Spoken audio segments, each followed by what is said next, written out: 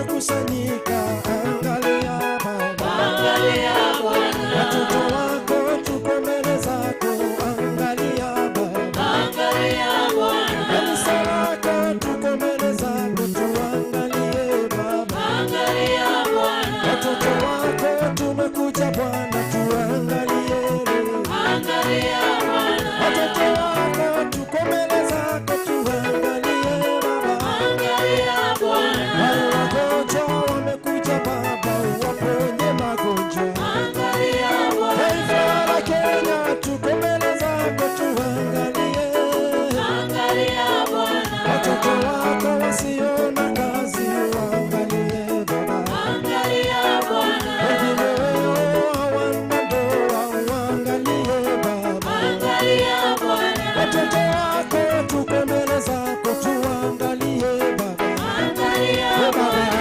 angalia Baba, angalia Bwana, angalia Baba, angalia Bwana, angalia Baba, angalia Baba, Bwana, angalia Baba, angalia Yesu Bwana, angalia, angalia Yesu Bwana, angalia, angalia Baba Bwana, angalia, angalia Yesu Bwana, angalia, angalia Baba Bwana, angalia, angalia Baba Bwana, angalia, angalia Baba Bwana, angalia, angalia Baba Bwana, angalia, angalia Baba Bwana, angalia, angalia Baba Bwana, angalia, angalia Bwana, Bwana Yesu bila wewe siwezi, bila wewe siwezi, Bwana wa Mungu bila wewe siwezi, bila wewe siwezi, Baba yangu bila wewe mimi siwezi, bila wewe siwezi, Bwana wa Mungu bila wewe Baba siwezi, bila wewe siwezi, oh maisha yangu Baba siwezi, bila wewe siwezi. Kumbuka Bwana Mungu, wewe ni kimbilio langu. Kumbuka Bwana Mungu, wewe ni kimbilio langu. Kumbuka Bwana wangu, kumbuka Bwana Mungu, wewe ni kimbilio langu. Mwambie Bwana, kumbuka Bwana Mungu, wewe ni kimbilio langu. Nasema kumbuka Baba, kumbuka Bwana Mungu, wewe ni kimbilio langu. Usiniache Baba, kumbuka Bwana Mungu, wewe ni kimbilio langu. Usiniache peke yangu, kumbuka Bwana Mungu, wewe ni kimbilio langu. Nimekuja kukutafuta, nimekuja kukutafuta, nimekuja kukutafuta, nimekuja kukutafuta, nimekuja kukutafuta Baba, nimekuja kukutafuta, nimekuja kukutafuta.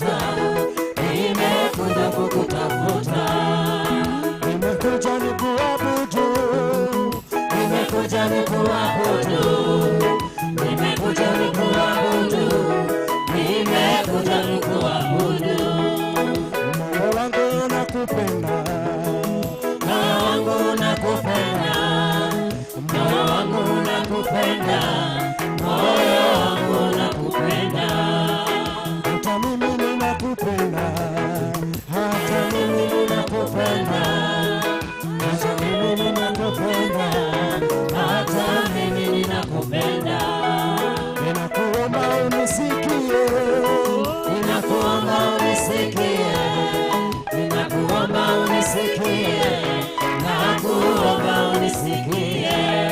Kama mtoto unisikie, kama mtoto unisikie, Nakuomba unisikie, nakuomba unisikie. nimekuja kukutafuta, Nimekuja kukutafuta, nimekuja kukutafuta, nimekuja kukutafuta. kuna kitu chanisumbua, kuna kitu chanisumbua, Kuna kitu chanisumbua, kuna kitu chanisumbua, kuna kitu chanisumbua, kuna kitu chanisumbua, kuna kitu chanisumbua, kuna kitu chanisumbua. nakuomba unitetee, Nakuomba unitetee, nakuomba unitetee, nakuomba unitetee, nakuomba unitetee, nakuomba unitetee, nakuomba unitetee, nakuomba unitetee. na ukirudi usiniache, Ukirudi usiniache, ukirudi usiniache, ukirudi usiniache. unajua ninakupenda, Unajua ninakupenda, unajua ninakupenda, unajua ninakupenda. watoto wangu wanakupenda, Watoto wangu wanakupenda, watoto wangu wanakupenda, watoto wangu wanakupenda.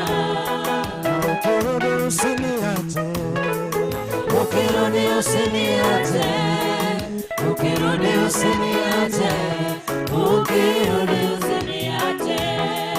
hakuna Mungu kama wewe, Hakuna kama wewe, hakuna Mungu kama wewe, hakuna Mungu kama wewe, hakuna Mungu kama wewe, hakuna kama wewe, hakuna Mungu kama wewe, hakuna Mungu kama wewe. Zungumza na Mungu dakika 5. Mwambie tu Bwana, zungumza na wewe, maana masaa haya mtumishi wa Mungu ako anakuja kutuhudumia. Fungua kinywa chako, zungumza na Bwana, ambia God, speak to me today. Baba, ninaomba uzungumze pamoja nami. Mwambie tu Bwana azungumze pamoja na wewe katika jina la Yesu. Fungua kinywa chako tu, mwambie tu Bwana, ninaomba masaa haya na dakika hizi. Umekuwa mwaminifu tangia asubuhi, nimekuona ukiwa upande wangu, na huwa ninasema ya kwamba kila wakati na kila saa, elewa ya kwamba ibada hii ya jioni ndio imebeba neema kubwa itakayo kukusaidia wiki yote nzima, itakayo kusaidia mwezi huu mzima. Anti tukutane Jumapili ijayo, tutakuwa na testimony. Today nataka ufungue kinywa chako, mwambie Bwana, zungumza pamoja nami. Neno ambalo Baba unalituma ni neno langu, sio neno la jirani yangu, sio neno la mtu mwingine yoyote yule. Hilo neno Baba ni langu, ninalipokea kwa jina la Yesu, na hakuna kizuizi chochote kitakachosababisha Bwana nikose kuelewa neno lako siku ya leo. Baba, masaa haya ni masaa yangu Baba ya kukombolewa na wewe kwa jina la Yesu Kristo. Omba kwa jina la Yesu Kristo, in the name of Jesus, in the name of Jesus. Fungua kinywa chako, muite Bwana. Maandiko ya Baba inasema niite nami nitakuitika. Masaa haya ni wewe muite Mungu, maana already Mungu ashainua mtumishi wake, anakuja kupanda neno ndani ya moyo wako, anakuja kukufungulia anga katika anga yako. Kwa hivyo ni mimi na wewe masaa haya, maana vile neno la Mungu nasema analituma neno lake, hilo neno aliende kurudi bure, linatimiliza mapenzi yake. Hayo mafundisho hayapiti bure. Neno la Mungu ni la hakika na ni la amina. Today tell God, moyo wangu uko tayari kulipokea neno lako. Moyo wangu uko tayari kukombolewa na wewe.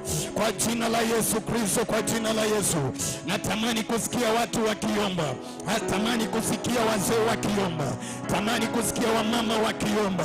Kumwambia God, ili neno Baba ninalipokea katika jina la Yesu Kristo. Ni tamanio ya moyo wangu na dakika hizi ya kwamba vile neno la Mungu linasema ya kwamba Bwana analipanda neno lake. Wacha jamani yule muovu asipate nafasi walikuling'oa. Hilo neno linaenda kukaa ndani mwako na linaenda kutoa matoleo katika jina la Yesu Kristo. On Sunday tutakuja kushuhudia matendo ya Bwana. Tutakuja kushuhudia mambo ambayo Bwana ametenda wiki hii kwa jina la Yesu Kristo, kwa jina la Yesu. In the name of Jesus. Kwa jina la Yesu Kristo. In the name of Jesus. In the name of Jesus. Oh, nasema ndio, nasema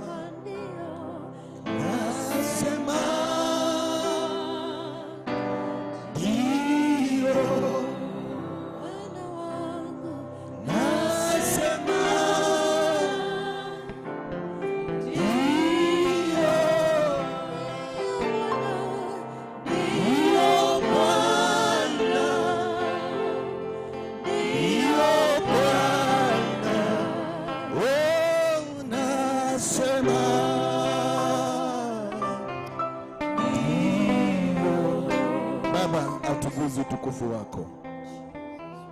Jioni ya leo utukufu wako Baba ukurudie. Tumishi wako Baba Mungu anapokuja kutuhudumia, naomba makusudi yako na mapenzi yako ikatendeke. Katika jina la Baba na Mwana na Roho Mtakatifu tunaomba tukiamini. Kanisa lote inua mikono juu. Leo nataka tulete mtumishi wa Mungu kwa njia ya kipekee. Haleluya! Haleluya! Nataka tulete mtu wa Mungu kwa njia ya kipekee.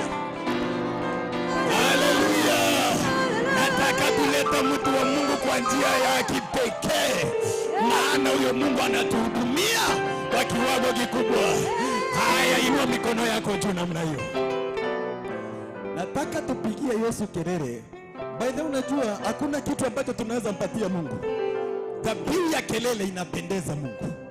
Kelele peke yake inavunjanga mambo mengine. Wakati tunamshangilia Mungu, mtu wa Mungu atakuwa anakanyaga hapa, nao si yeye, ni Mungu anakuja kunena pamoja nasi. Haya, inua mikono yako juu. Keyboard, uko tayari miele yote? Yes. Vitu vingine ni mpya. Inua mikono juu. Tunapohesabu tu 1, 2, 3. Yaani Baba, Mwana, Roho Mtakatifu anatenda maajabu sio ya kawaida. Haya, 1. Keyboard. Wacha majaribu. Haigasi. Haya, 2. Sijasikia jamani, sijasikia hiyo. Haleluya. Jamani, watu unajua watu wa online wanatuona. Nataka wapungie mikono. Pungia watu online mikono. Aha, wanaotutazama kwa FB, wanaotutazama kwa YouTube. Hata baba yetu, we love you, maana unatuona.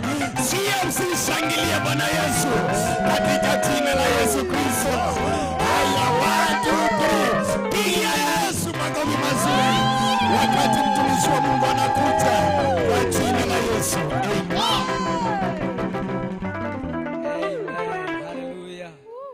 Bwana Yesu asifiwe. Amen. Thank you so much Pastor David for the opportunity ambayo Mungu wetu ametupatia. Na nachukua nafasi hii kwanza kumshukuru Mungu na kusema utukufu wote ni kwake. Bwana Yesu asifiwe. Isipokuwa ni yeye hatungepata pa kupigiwa makofi. Kwa hivyo tuseme utukufu wote ni wa Bwana. Ainuliwe siku zote, milele na milele yote. Amen. So you can have your seat. God bless you so much. Amen. Bwana Yesu asifiwe. Amen. Nichukue nafasi hii kushukuru Mungu ambaye ametujalia kuwa mahali hapa jioni ya leo. Ni kwa ajili yake tuko hai, ni kwa ajili yake tumesimama siku ya leo. Tunachukua shukrani zote na utukufu kwa Bwana. Bwana Yesu asifiwe. Mimi kwanza pia niseme Mungu kwa ajili ya kukubali niweze kusimama hapa jioni ya leo. Na pia nishukuru mtumishi wa Bwana Apostle Ndora wa Roinge ambaye alinipatia nafasi hii jioni ya leo. Situmpigie makofi mazuri katika jina la Yesu. Amen. Tumwambie tunampenda na tutazidi kumuombea kwa jina la Yesu. Jina langu naitwa mchungaji Peter Maina. Yesu ni Bwana. Amen. Natoka all the way from Nakuru County na nimefika mahara hapa kwa uwezo wa Bwana. Bwana asifiwe. Mtumishi wa Bwana alinipigia simu kaniambia atakuwa na safari na angetamani niweze kuja mahara hapa. Nikamwambia baba nakubali. Bwana Yesu asifiwe. Nitaacha yote nikuje na tuweze kuwa pamoja na nyinyi. Nichukua nafasi hiyo kusema asante kwake sana, kwa sababu hata wakati mtumishi wa Bwana hayuko, kupata that privilege, that honor ya kwamba na kuweza kukutrust useme jambo kama hayuko, kweli nashukuru sana. Bwana asifiwe. Na akija pia nimeshukuru, na Mungu wetu azidi kumuinua. Bwana asifiwe. Tuzidi kumuombea kwa ile kazi yote ya Bwana anayozidi kufanya ipate kibali. Paulo siku moja akasema ya kwamba mniombee ndio neno lile nalohubiri lipate kibali kwa watu. Bwana asifiwe. Kwa hivyo wakati ambapo tunafanya kazi ya Bwana, una jukumu lako la kuombea mtumishi wa Bwana. Neno lile linatoka kinywani mwake linapata neema, linapata nguvu. Bwana asifiwe. Linapata uhai kuweza kuumba. Bwana asifiwe. Uhai wa Bwana ukiondoka ndani yetu, sisi ni wanadamu wa kawaida. Lakini wakati kuna ile uhai wa Bwana uko ndani yetu, chochote tunachonena kinaumbika. Bwana asifiwe. Na mambo makubwa yanafanyika. Kwa hivyo nimesimama hapa kwa kibali chake, na niseme ya kwamba usinione sasa, ona mtumishi wa Bwana popote alipo, kwa sababu bila yeye singefanya kile tunafanya hapa. Kwa hivyo nakuja kuleta neno la Bwana kwa niaba ya mtumishi wa Bwana Apostle, na najua tutabarikiwa jioni ya leo. Bwana asifiwe. Amen. Nataka kwenda direct kwa neno la Bwana ambalo Mungu wetu amenisaidia tukaweze kushiriki pamoja na nyinyi jioni ya leo. Baadaye tutaomba. Ambia hiyo neighbor tutaomba. Na najua Mungu anatenda makubwa jioni ya leo. Tarajia muujiza wako. Something good will happen to you tonight in the name of Jesus. Bwana Yesu asifiwe. Na huwa nashukuru Bwana, najua ya kwamba ako mahali hapa. Bwana asifiwe. Alianzisha kazi hii ndani yetu, najua ataikamilisha. Na kabla ikamilisha ataiendeleza vizuri, ndio hata kukamilika kwake kuwe kuzuri. Bwana asifiwe. Mimi mara nyingi napenda kuhubiri polepole, lakini mahali Roho atapenda tuwake moto ukiwaka ni sawa sawa. Bwana asifiwe. Amen. Nachunga kanisa kule Moro Town, kule nyumbani kwa kina Apostle, mji wa Moro Town. Kanisa linaitwa BCCF, mji wa Moro. Bwana asifiwe. Na niko na ujumbe siku ya leo ambao nataka kuitwa nia, kuwa na nia njema. The right attitude for a believer. Kuna nia, ni vizuri kuwa na nia njema. Bwana asifiwe. Sijui kwa nini Mungu alinipatia hilo neno. Nimekuwa nikisikia kwamba ni vizuri kwanza tushiriki, na nikubalie tu nitanena kwa polepole kama kufundisha kidogo, na najua ya kwamba Mungu wetu anaenda kutubariki. Bwana asifiwe. Tukifungua maandiko ya Wafilipi 2 mstari wa 5, the book of Philippians 2 and verse 5. Amen. Biblia inasema hivi, au kuna msomaji mzuri sana atakuwa anaisomea haraka haraka nikisema. Hiyo ndio andiko lile nataka kwanza tukaanze nalo, alafu tutaweza kuendelea huko kwingine. Baadaye tutatabiri. Abia hiyo neighbor, tutatabiri. Hallelujah. Ngojea mambo mazuri yako njiani. Something good happen to you tonight in Jesus name. Nimekuwa nikikumbushwa na watu wengi ya kwamba the last time I was here, ujumbe ambao nilikuwa na nena hapa, nikamwambia msinibandike hilo jina. Karibu wengine waniita jina lingine hapo. Bwana asifiwe. Nikamwambia huo mji au kwa mji mzuri. Sasa sitaki kubandikwa hilo jina. Hallelujah. Mji ulikuwa unaitwa Kadesh Barnea, ambapo Waisraeli walikaa for 38 years. Wakifikiria wanasonga lakini hawasongi. Wakifikiria bado wanaendelea lakini hawaendelei. Na mpaka Mungu akafika mahali akasema hapana, ambia watu hawa sasa imetosha kukaa hapa. Waondoke Kadesh Barnea. Bwana Yesu asifiwe. Na hata jioni ya leo unahama kwa jina la Yesu. Na Mungu ametutuma tuweze kukutabiria ya kwamba unaondoka katika jina la Yesu.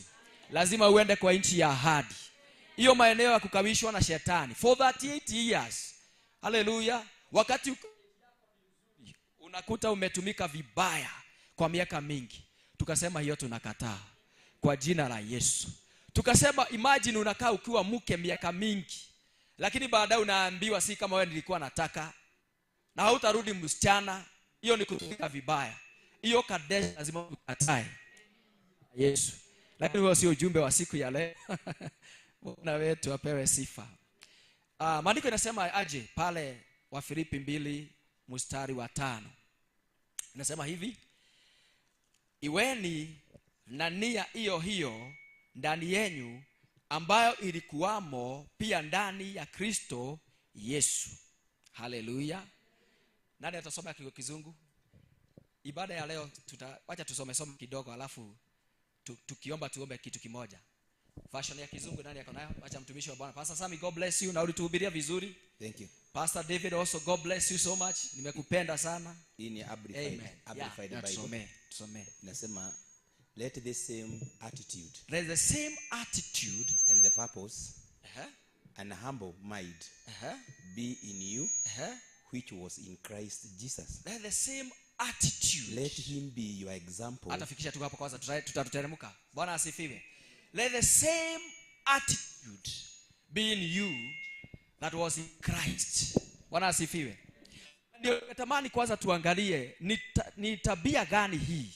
Nia gani hii ambayo Kristo alikuwa nayo, ambayo maandiko inatuambia muwe na hiyo. Maana kuna tabia fulani usipokuwa nayo, kuna mambo mengine pia haitafanyika. Hii tabia ndio ilifanya Yesu akuwe Yesu. Haleluya. Na akuwe mwana wa Mungu ambaye amebeba jina kubwa, jina lenye utukufu. Maandiko imesema iweni na nia. Good. Hata nilikuwa nafikiria niko kule kwetu. Sasa ndio nimekumbuka screen iko hapa. Haleluya. Pigia mtu wa screen makofi. Haleluya. Anasema let the same mind be in you. In version nyingine, New Revised Standard Version. Same mind be in you that was in Christ Jesus. The same mind. Hii version nyingine imesema the same attitude. Na yangu ya Kiswahili ikasema iweni na nia hiyo. Bwana asifiwe. Nia si ndio hiyo attitude. Ukiangalia hapa Biblia inasema muwe na hiyo nia ambayo Kristo alikuwa nayo. Bwana asifiwe. Si ni vizuri kuangalia nia gani alikuwa nayo? Hebu tuteremka hapo kidogo sasa. Teremka hapo kidogo. Nasema aje? Sasa hiyo verse ile mchungaji alikuwa na majaribu ya kuisoma. Verse 6. Sasa tusomewe hiyo. Hata wewe nataka tusome pamoja. Wala wako na hiyo nyingine, tuende hapo pengine. Verse 6. Ambaye yeye mwanzo, huyu ni Yesu Kristo. Tuone ile nia alikuwa nayo, si ndivyo? Ambaye yeye mwanzo alikuwa yuna namna ya Mungu, naye hakuona kule kuwa sawa na Mungu kuwa ni kitu cha kushikamana nacho, bali alijifanya kuwa hana utukufu, akatoa namna ya mtumwa, akawa ana mfano wa mwanadamu. Tena alipoonekana una umbo kama mwanadamu, alijinyenyekesha akawa mtii hata mauti, naam, mauti ya msalaba. Kwa hiyo tena Mungu alimwadhimisha mno, akamkirimia jina lile lipitalo kila jina, ili kwa jina la Yesu Kristo, ya Yesu, kila goti lipigwe, na vitu vya mbinguni na vya duniani na vya nchini ya nchi, na kila ulimi ukiri kuwa Yesu Kristo ni Bwana, kwa utukufu wa Mungu Baba. Bwana Yesu asifiwe. Ya kwamba kuna nia ambayo Yesu alikuwa nayo, na hii nia ilifanya apewe jina limepita majina yote. Ikafanya ili alikuwa anafanya ya kwamba hata Mungu aseme huyu anafaa kuinuliwa, huyu anafaa kubarikiwa, anafaa kupewa kila kitu, na vitu vyote vinafaa kumtii duniani na mbinguni. Bwana Yesu asifiwe. Hii nia ndio ni vizuri kufikiria sana, ni nia gani hii? Maana unarealize ya kwamba kuna kitu moja imefanya watu kanisani tukose baraka mingi. Attitude yetu. Bwana asifiwe. unakuta ya kwamba watu ni waombaji, watu wana mambo mengi mazuri, lakini hawana attitude nzuri. Bwana asifiwe, haleluya. Unakuta mtu atakuja kanisani, unaona ya kwamba anatoa makosa kila kitu, hakuna kitu inamfurahisha. Ana shida na praise and worship, ana shida na wachungaji, ana shida na vile wanavalia, ana shida na vile viti vimepangwa, yani bado yeye ana shida na kila. Bwana asifiwe, haleluya. Appreciate kitu, hata awe muombaji, hata awe mtu namna gani, ile attitude yake itamnyima baraka, itamnyima kuinuka. Bwana asifiwe, haleluya. Itanyima hata apromotiwe. Hata ukiwa mtumishi wa Bwana, mtu wa namna ile, hata wewe mwenyewe huwezi kumuinua, hauwezi hata kumpatia an opportunity, hata kama ako na skills. Najua especially hata wale ambao tunaongoza kanisani, uimbaji, kila kitu, you realize ya kwamba kuna watu wako na skills, kuna watu wazuri kwa eneo fulani, lakini hakuna mtu anataka kutumia huyo mtu. And I was remembering, na ndio kwanza mnialia nifuze kidogo, nimekuwa nikijiuliza jambo hili Mungu wakati amenipatia, nikawa nafikiria kwa nini watu wengine huwa wanainuka. Si ya kwamba tuna hekima mingi, si masomo tuko na mingi, lakini kuna attitude fulani unaweza kuwa ifanye uende mbali, ifanye uketishwe na wafalme. Nikasikia Pastor David akisema hapa ya kwamba yeye hana masomo, lakini amebeba watu wakubwa, amekaa chini na watu wakubwa. Na nikawa najiuliza ni nini hiyo ambayo kwa mfano hata yule ambaye anampatia opportunity kama ile aone yudi anafaa, ni attitude yake. Bwana Yesu asifiwe. Ni ile nia ambayo ako nayo, inaonekana hii ni huyu mtu anaona hii nia ni nia nzuri, ako na tabia nzuri. Bwana asifiwe.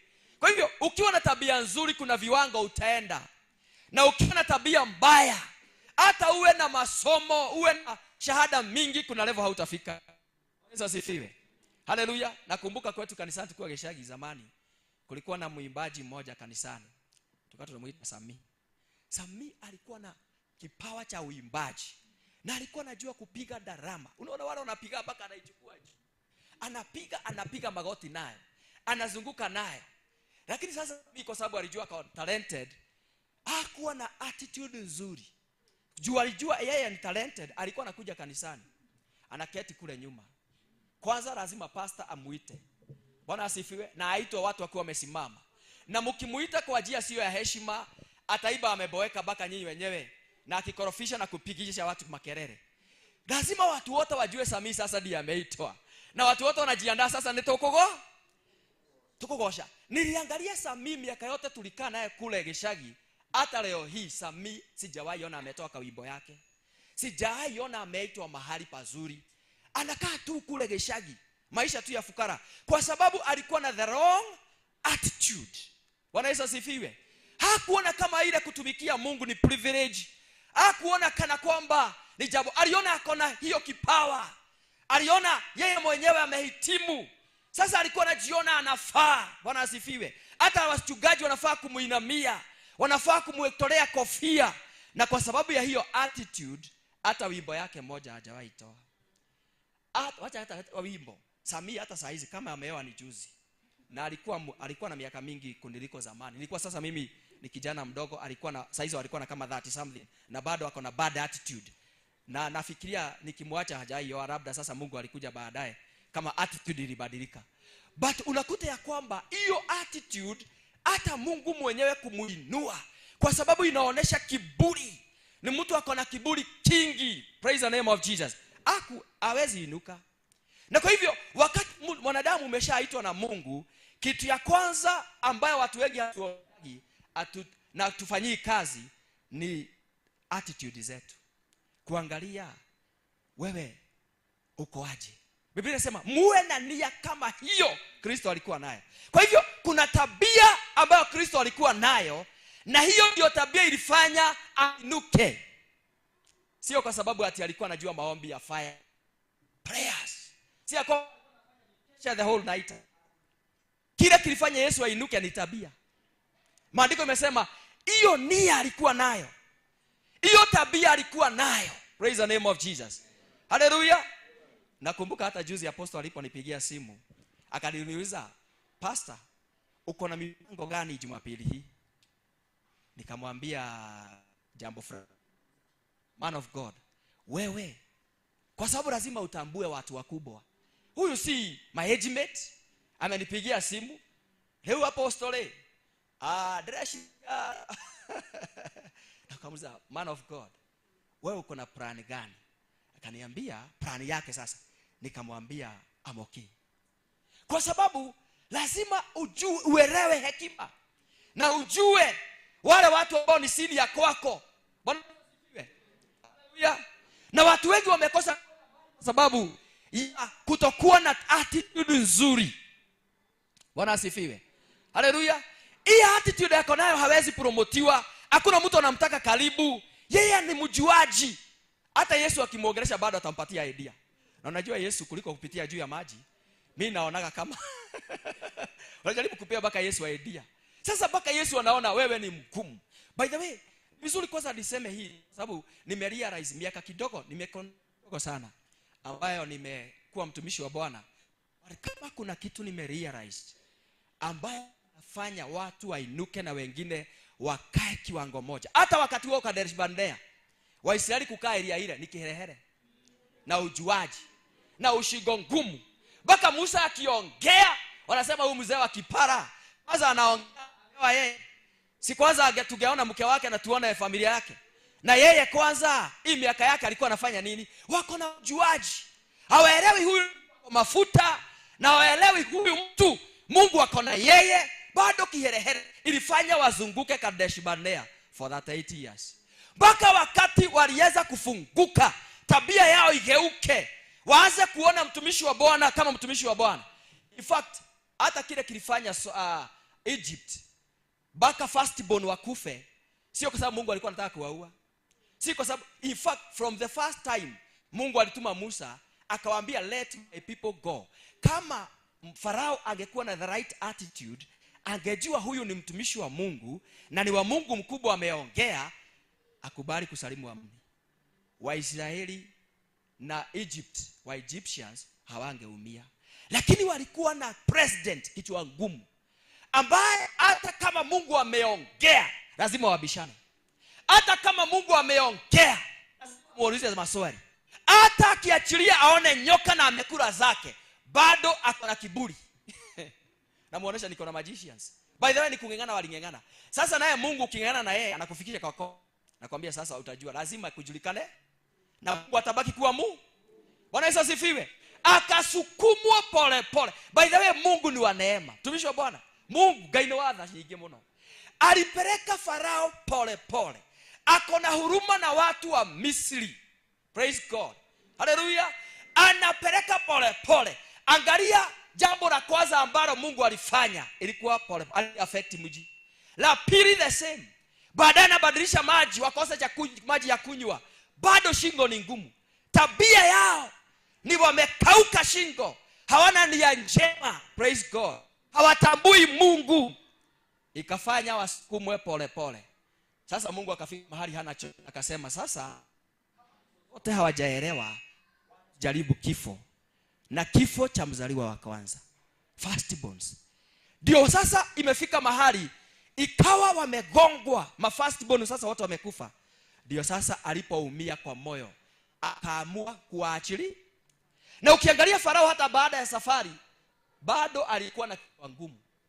Alisema baadaye na wamemaliza kuomba fuata bado. Wacha tufua. Mungu akasema bado mna nia fuata, fuateni. Wakafuata. Hata giza ikiwa mchana bado wanafuata. Magari magurudumu ikitoboka bado wanafuata. Kafika mahali Mungu akaona sawa sawa. Sasa hii jeshi yote imenifuata na wewe Farao kae kana, mara wewe ndio nilikuwa na dini na wewe nikufundisha lesson. Ndio hiyo sasa Mungu amekama wa Misri wote majeshi wameingia na wake, wameingia wote wakati wamemalizikia pale, Mungu akarudisha maji. Hata wakati maji ilikuwa inatawanyika, inakuwa na njia, hakuwa anaelewa bado, habadiliki. Praise the name of Jesus. Na unaona ya kwamba hiyo attitude ambayo Farao alikuwa nayo, Bwana asifiwe, ni rahisi sana ukuta hata Mkristo attitude kama ile. Haigeuzwi na maombi, haigeuzwi na fast, haigeuzwi hata na watumishi. Wanajaribu kila kitu. By the way, ile kitu inafanya tuhubiri kila wakati ni kugeuza mioyo ya watu, ni kubadilisha watu waelewe Mungu, wamuone vizuri. Bwana asifiwe. Haleluya. Lakini unakuta ya kwamba haibadiliki. Mungu anaweza badilika, lakini una tabia zingine hazibadiliki. Praise of Jesus. Na ndio Biblia inasema kwamba mkiwa na nia hiyo. Kwa hivyo ni very specific. Haleluya. Namba 1 tumeambiwa verse 6 ya kwamba ni hiyo tabia ya unyenyekevu. Yesu alikuwa mnyenyekevu sana. Biblia inasema alikuwa yeye ni kama Mungu. Lakini hakuna hata siku moja alikubali waonekane kama wanatoshana. This is what Biblia imesema. Hebu hata turudie verse 6. Maana nataka tushike hii alafu tukienda kuomba tuwe na hiyo uone vile neema ya Bwana itashuka mara hapa. Yeye mwanzo alikuwa yuna namna ya Mungu. Naye hakuona kule kuwa sawa na Mungu kuwa ni kitu cha kushikamana nacho. Haleluya. Bali alijifanya kuwa hana utukufu, lakini alikuwa na utukufu. Aliamua kunyenyekea. Ni kama wale watu unakuta mtu ni tajiri lakini bado ni mtu very humble. Na angalia hata mtu kile nikilifanya nipende apostle. Apostle anajua mambo mengi sana. Apostle Mungu amemfanya aelewe mengi. But mnaweza chapa tu story ni kana kwamba hata yeye mwenyewe anajifanya hajui. Haleluya. Kwa sababu ya unyenyekevu. Kama sio unyenyekevu angekwambia wewe nyamaza, kila kitu najua. Nyamaza nilikuwako. Ukiongea kidogo na kuambia wewe ulizaliwa lini. Haleluya. Washaliwa lini. Bwana asifiwe. Kama siku moja nihubiria baba yangu ako na miaka karibu 90. Sasa tukifika mahali akitaka ni silence. Anafika mahali ananiambia Maina nyamaza. Sio umezaliwa juzi. Orashi aliloira. Nini unajua? Na saa hizo namwambia mambo ya Mungu. Sasa unajua ukiambiwa hivyo umezaliwa juzi na huyu ni baba yako, in short amekuambia nyama. Sasa utaongea. Bwana asifiwe. Sio amekusilence. Unaambiwa shut your mouth. Wewe ni mtoto, acha nikuambie. Na kile unajua maybe unajua. Yesu akajifanya ya kwamba ana utukufu. Akatembea kama wanadamu, akakula kama wanadamu, akaishi kama wanadamu, lakini amevalia utu wa mwanadamu, lakini yeye alikuwa Mungu. Bwana asifiwe. Uwezo wote alikuwa nao. Nguvu zote ako nazo. Praise God. Na kwa sababu ya ule unyenyekevu, Biblia inasema naye Mungu akamuinua sana. Bwana asifiwe. Haleluya. Naye Mungu akamuinua sana. By the way, kitu nimerealize kinafanya mwanadamu ainuke sana ni wakati unakuwa na attitude nzuri. Haleluya. The right attitude. Ambia your neighbor attitude nzuri. Haleluya. Bwana asifiwe. The higher you go determines your attitude. But if you want to go far, na the more utainuka, si kujua sana, ni attitude. Platform zingine utapewa ni kwa sababu ya attitude. Bwana asifiwe. In fact hata neema itatembea na wewe si kwa sababu ati ingefaa kutembea na wewe, ni attitude. Ikafanya Mungu aamue kukuinua. Ikafanya Mungu aamue kukutumia. Sometimes hata wengine wanapewa nafasi na shida, "Gai leo niende kuga kido. Leo ni mwadhani." Bwana asifiwe. By the way, mimi ndio nilikuwa hapo. Nilikuwa najiuliza hata kusimama mbele ya watu 5 ilikuwa shida kwangu. Ilikuwa maombi. Naambia pastor kwanza niombee kama nataka nisimame. Hata nitangaze matangazo. Nilikuwa najiona sifai. Lakini nimerealize the more unajiona wewe uko chini, unapatia Mungu nafasi. Kwa sababu Mungu si watu kiherehere anataka, ni watu atatumia. Na lazima ukubali kutumiwa. Praise the name of Jesus. Hallelujah. Ukiona mtu ameinuka sana, yule mtu unaona ako juu, ni vile ametumiwa na Bwana sana. Muibaji yule unaona ako juu, by the way yule ako na skills mingi, ni yule amenyenyekea Mungu akamtumia. Bwana asifiwe. So the higher you go determines your attitude. Praise the name of Jesus. Amen. Hallelujah. The problem of many believers si ya kwamba hawezi inuliwa kwa sababu ya hiyo attitude, wanakuwa na issues na mambo. Hata wana question kila kitu. They have issues with everything. Hallelujah. Bwana iwe. Lazima na mengi na kila kitu. Bwana asifiwe. Ukinaona kidogo wako na issue, kwa nini umeona hivyo? Unafungaga wewe, unaombaga. Bwana asifiwe. Nguo nzuri na maybe uko na mwili mzuri, hata hiyo nguo sijui inakaaga. Yaani ako na attitude na kila kitu. Ukinunua hiyo kagari, ulinunua kagari sijui ya kuingia, ukanunua ya kupanda sijui nini. Sijui ungeniuliza, wako na issues na kila kitu. Praise the name of Jesus. And I realized hiyo ndio shida ambayo inafanya watu wengi wasiinuke. Kwa mfano hata ukiingia kwa madhabahu kama hii, unakuta mtumishi wa Bwana. Watu wengi hata neema kama hii iko na dola wa wengi hawezi ipokea kwa sababu ya issues. Hallelujah. Question mpaka Mungu akifanya hawezi amini. Hallelujah. Hawezi ona Mungu. Bado wako na issue. Anatumiwa aje? Mnaona ile yako nayo ni gani? Unaijua. Bwana asifiwe. Yaani wako na issue na kila kitu. Hawana attitude kama ile Kristo alikuwa nayo. Na ndio maandiko ikasema ya kwamba iweni na hiyo attitude. Bwana asifiwe. Uliza hiyo neighbor, umezuiliwa na tabia. Unaweza kuwa muombaji, unaweza kuwa kufunga unaomba hata 40 days, lakini hazibadilishi maisha yako because of your attitude. Bwana asifiwe.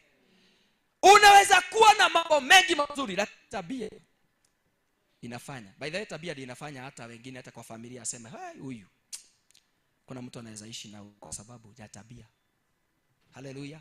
Mwingine kwa sababu anataka hiyo ibadilike. By the way, unakuta ya kwamba hiyo tu attitude ya watu hata hawaiombei. Hawana shughuli nayo. Anataka Mungu amuinue hivyo.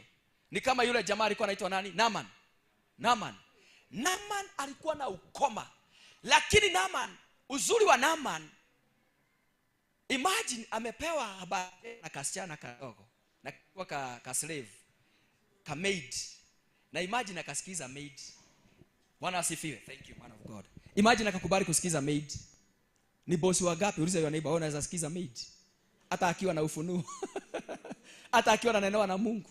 Na unakuta Mungu atajificha hata kwa watu kama wale. Na ndio ajifiche pale ndio. By the way, Mungu wetu ni Mungu hujificha. Lazima ajifiche mahali ndio wewe umpate kwa yule umemtafuta. Au uko na attitude nzuri.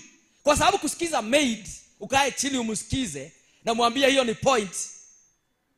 Wengine hata wakiwa wanakufa hawezi sikiza maid.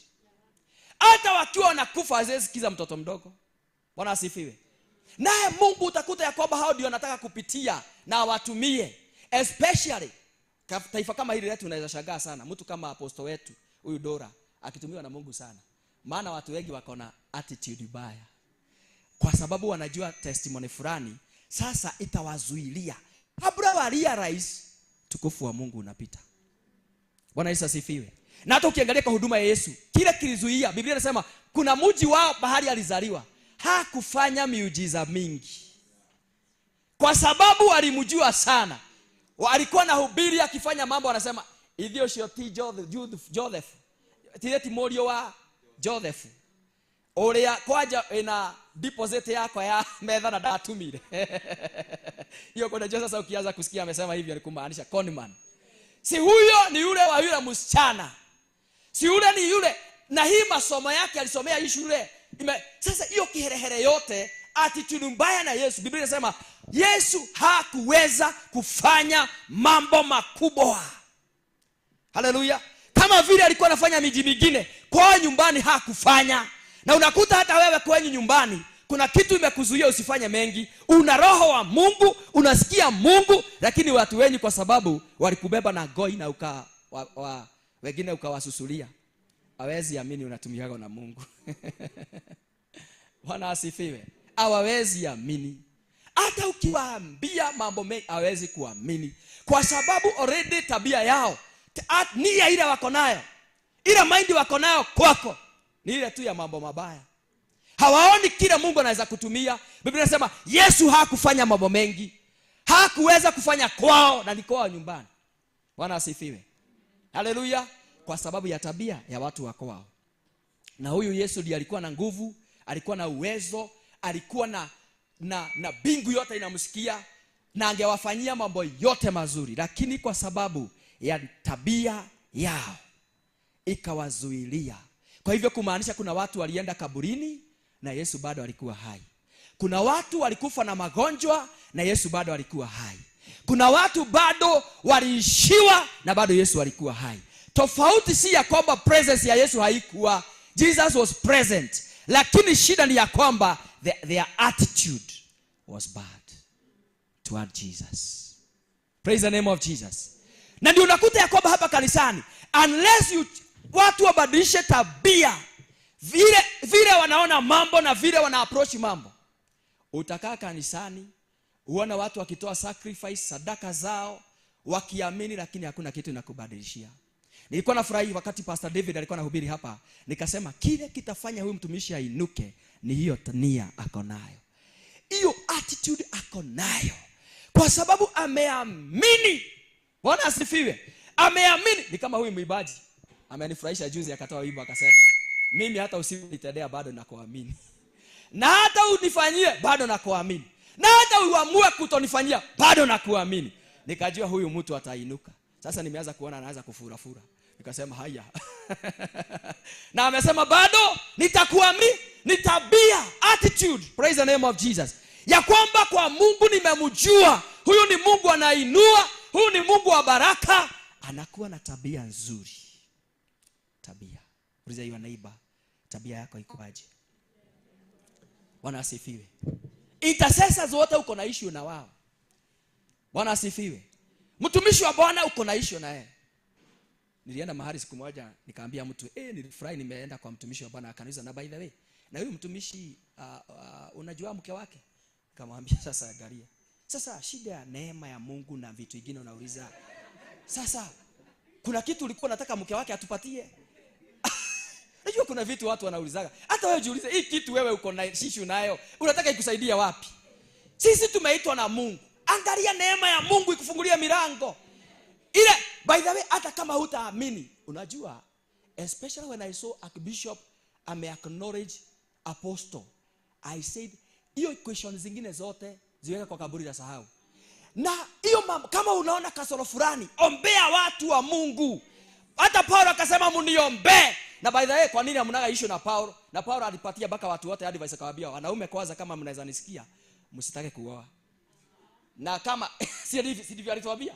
Alituadvise. Na wadada bado wanahubiri na Paulo ambaye aliadvise wanaume kama inawezekana kana iko hikania moko gia mathe inareka idemo ile. Si ndivyo aliadvise watu?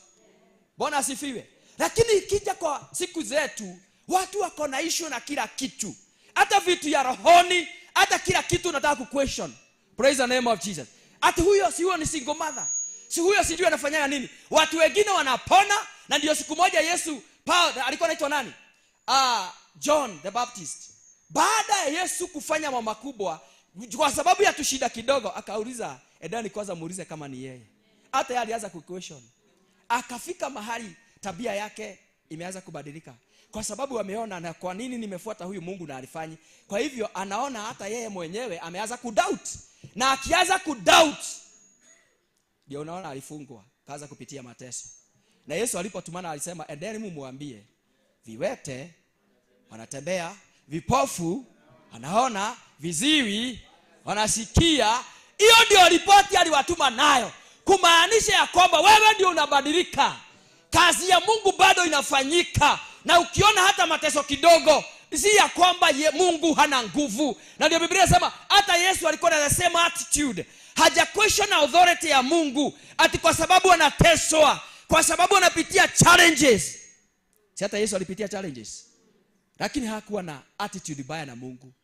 Bwana Yesu asifiwe. Hakuwa na attitude mbaya, haleluya, na Mungu. Hata wakati anapitishwa mambo haya yote, ndio unakuta kanisani unaanza kuangalia, na hii kanisa si nimekaa miaka 2 na bado pastor na apostle anahubiri, si nimekaa inaonekana ni kama ni kweli vile niliambiwa, inaonekana kama ni kweli.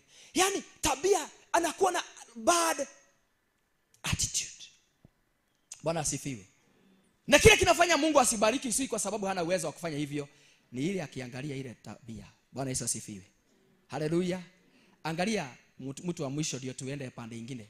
Alikuwa anaitwa mama aliyetokwa na damu for 12 years. Nilikuwa najaribu kufikiria hilo jambo, nikaona huyu mama si alikuwa kwa Yesu akiwa miaka hii 12 ameteswa na ugonjwa wa kutokwa na damu, Bwana asifiwe. For your information, bado Yesu alikuwa anahubiri. Na ni kama hata Yesu alimkuta na issue na akaendelea akiwa na issue, ni yeye alirealize. Biblia inasema akafika mahali akajiambia, hata sikuhubiriwa alihubiriwa. Biblia inasema akajisemea. In short, aliangusha kiburi. Akasema miaka hiyo hata akiwa na issue, afadhali afanye mengine, apeleke pesa kwa waganga, kwa mambo mengine, lakini sio kwa Yesu. Yesu akae na kiherehere yake. Lakini siku moja ikafika mahali akajiambia, majivuno na kiherehere yangu na achana nayo. Leo naenda kukutana na Yesu na nitajifinyilia na mpaka tu niguze. Hata hasemi aombewe, aitwa otako, nikifika pale niguze upinde wa vazi yake, nitapona. Nani aliponya mama? Si ni imani yake?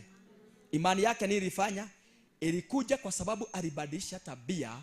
Akaona Yesu kama Yesu, akamuona kama mwana wa Mungu, akamuona kama aliye na uponyaji wake. Na hata anapoenda na kufanya kile, ile action ni kwa sababu tu ya ile imani. Mpaka Yesu akasema nimesikia nguvu imenitoka.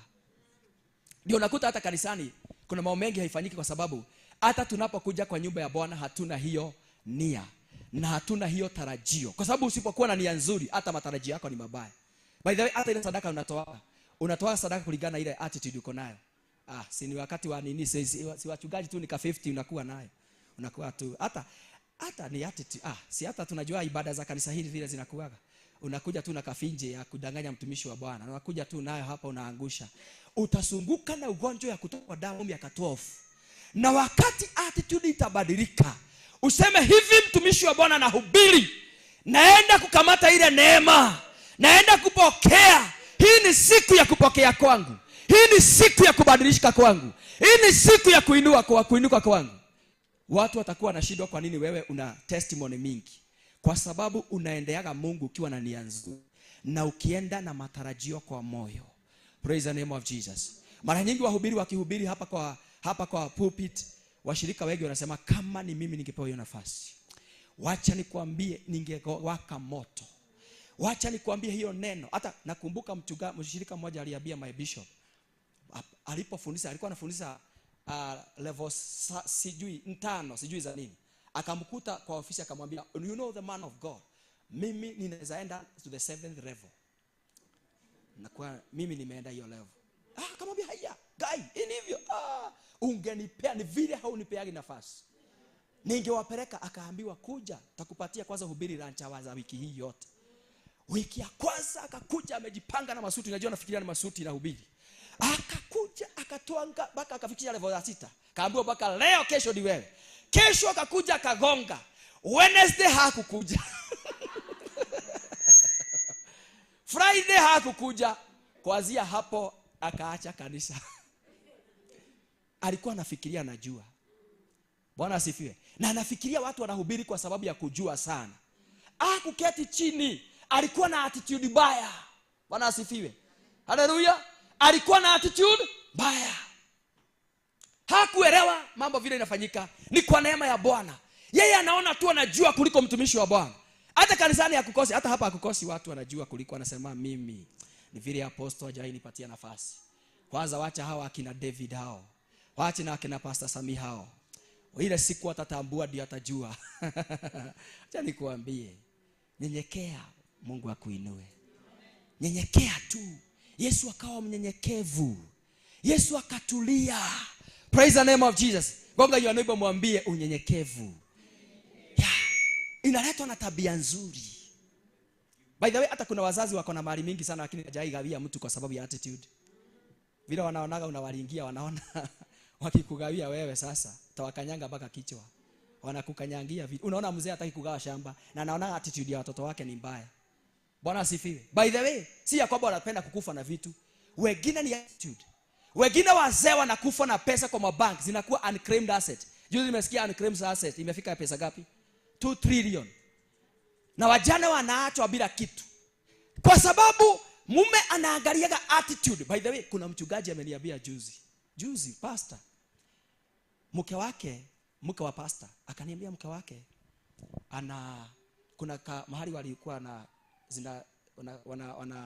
rusha kura fulani, sijui niziite aje. Alafu kuna mashamba wanagaiwa. Sasa akaniambia, pastor, mimi naomba na unisaidia kuomba. Ni mtu gani alikuwa ananiambia? Mimi nimekuwa nikiomba hiyo kaproti ya mama isiwahi patikana. Isiwahi. Na Mungu ambaye naamini asiwahi fanya ipatikane. Kwa sababu akaniambia mke wake anamuambiaga, "Rere aga kanyita oguo. Gena taito yako. Mwisho wa guikara ukombo-ini na wathira." Ile siku nitakamata hiyo kataito. Niende nitajijengea nyumba. Huku kwako unatulingiaga sitakaa tena. Sasa mzee anajuaga wanakaaga na mama kwa sababu ya mashida. Ananiambia hata anaombaga Mungu, ndokae komweka temono. Juu alijua huyu akiinuka tu kidogo, kuna kukaa kwa mume tena. Na sasa kwa sababu Mungu hataki pastor akae bila mke, wanasaidiana na mzee kufanya nini? Kwa sababu hata Mungu anajua. Hata Mungu anajua. Sasa wanasaidia. By the way, wazee wengi hapa wake wakibarikiwa wakamata millions. Mashida itakuwa mengi. Wangapi hapa kanisani, tuone hii kanisa, wale hata wakipewa millions bado watakaa chini ya mamlaka. Hallelujah. Amen. Hallelujah. Wale ambao hawezi kaa kwa mamlaka afadhali hawakujagi evening. Bwana Yesu asifiwe. Hallelujah. Hivyo ni hivyo, ni kweli. Unakuta mtu mwingine kwa nini Mungu hamuinui? Hata unaenda fasting, Heaven's Gate, Katoroni, Mizipa, lakini Mungu hajai kupatia hiyo kitu. Anaonaga attitude. Ile attitude uko nayo hataki kuharibu boma. Ile attitude unakuta si ya kwamba Mungu hajai sikia kilio chako, si ya kwamba hawezi kupromote. Bwana asifiwe. By the way, hata pesa. Hata mimi najiombeaga sana attitude yangu. Isiwe Mungu atatuzuia kupata vitu nyingi kwa sababu ya attitude. Anaona wengine hapa wakipewa magari na kuambia kukaa kwa revival jioni, na kuambia saa hizi watakuwa nasema, unaona hawa wachungaji wanafikiriaga hatuna time yetu yote ni ya kupoteza hapa wakitupatia mastori. Time yetu ni ya kupoteza hapa. Hawa wachungaji wanafikiria sisi hatuko busy, kwa sababu mshirika yote Pastor Sami akipata mali, hata kwetu nimepata hivyo. Anaambia, pastor, you know, you have to understand me. You know, I'm a very busy man. You know, my schedules.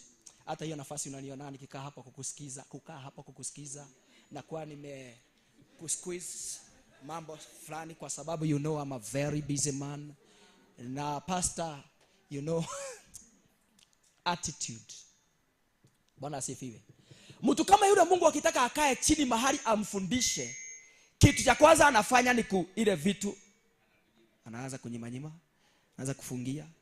Nasikia magari imepigana huko. Unasikia biashara wafanyikazi wameanza kuibaiba. Ndio urudi chini uone prayer item.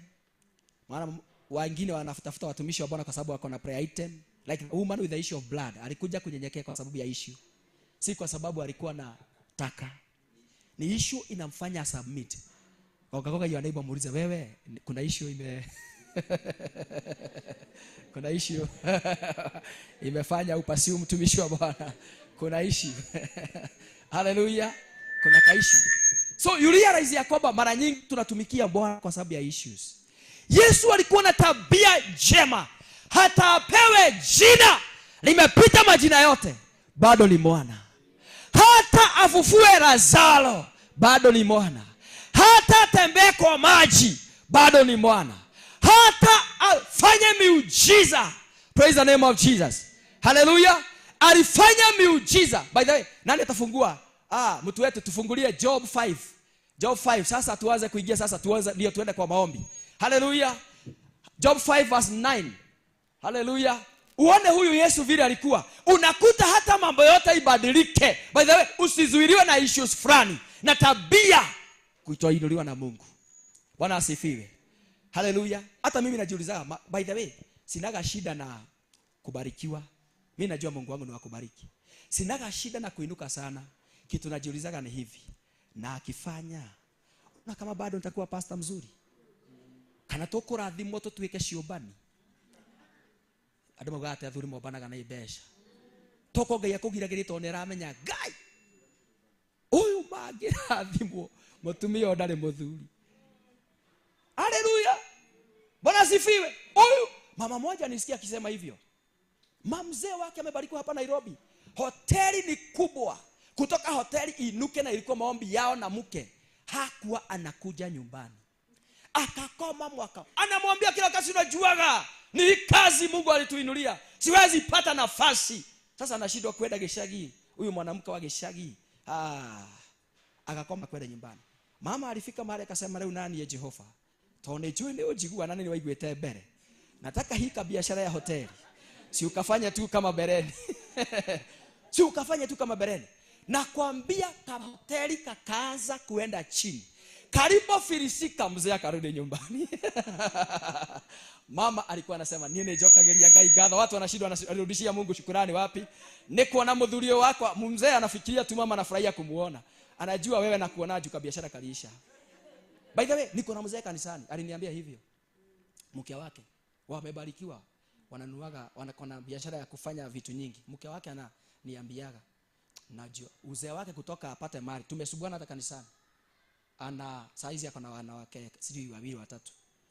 Na kwa sababu anakuja kanisani na sadaka nzuri, anakuambia pastor, anaona sasa pastor anaona akikosa kuja hii kanisa haitalipika. So kakona kiburi.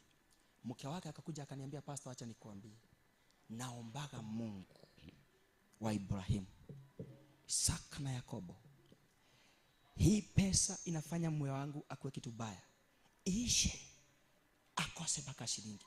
Nikamwambia, mama, achana maombi hiyo. Ataweza maliza iwe hivyo. Afadhali omba maombi mzuri, angalau itakusustain. Nikamwambia, hawa watoto wako wako university, ikiisha yote hawatasoma.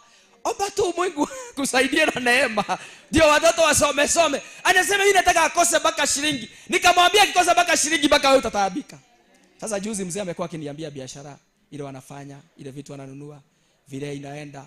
Ananiambia tuombe, nashindwa niombe nisiombe juu kuna mwingine hapa najua na ako kanisani na nitasesa na na unajua sasa uzuri wa wachungaji atuambia wazee kila mke anaomba. Najua mama anaomba nini?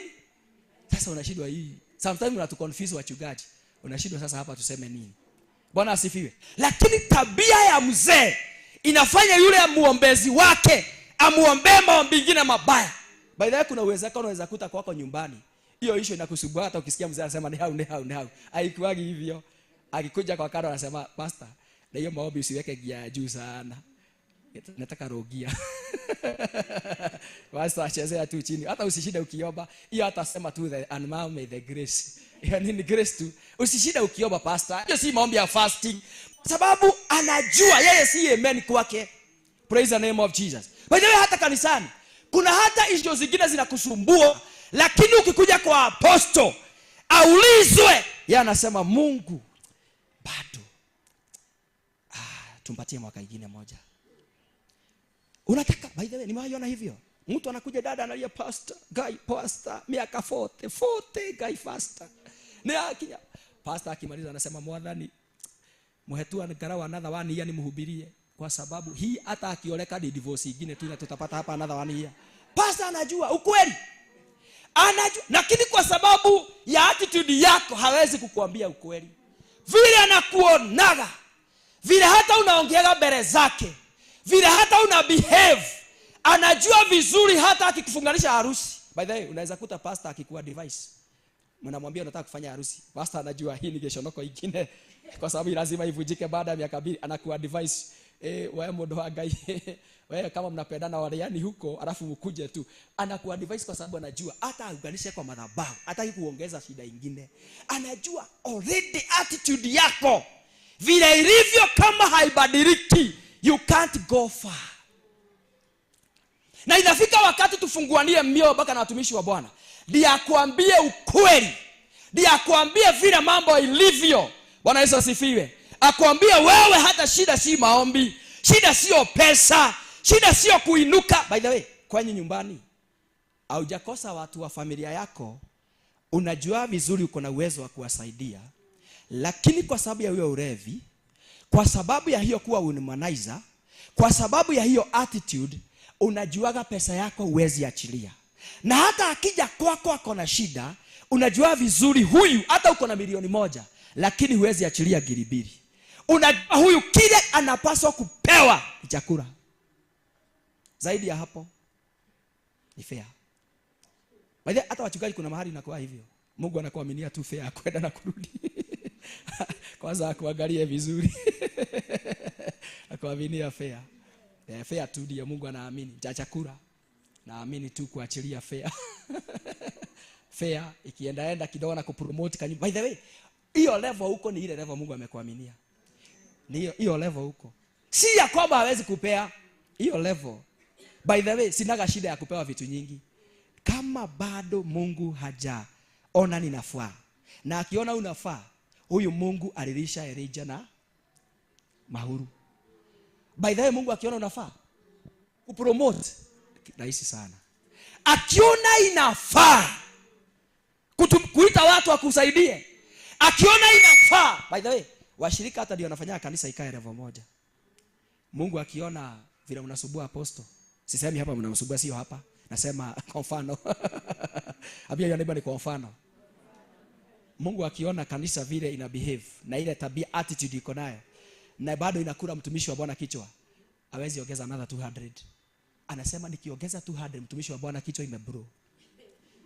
Ukweli? Nikiongeza tu 100. By the way, ukiona watumishi si anointing. No.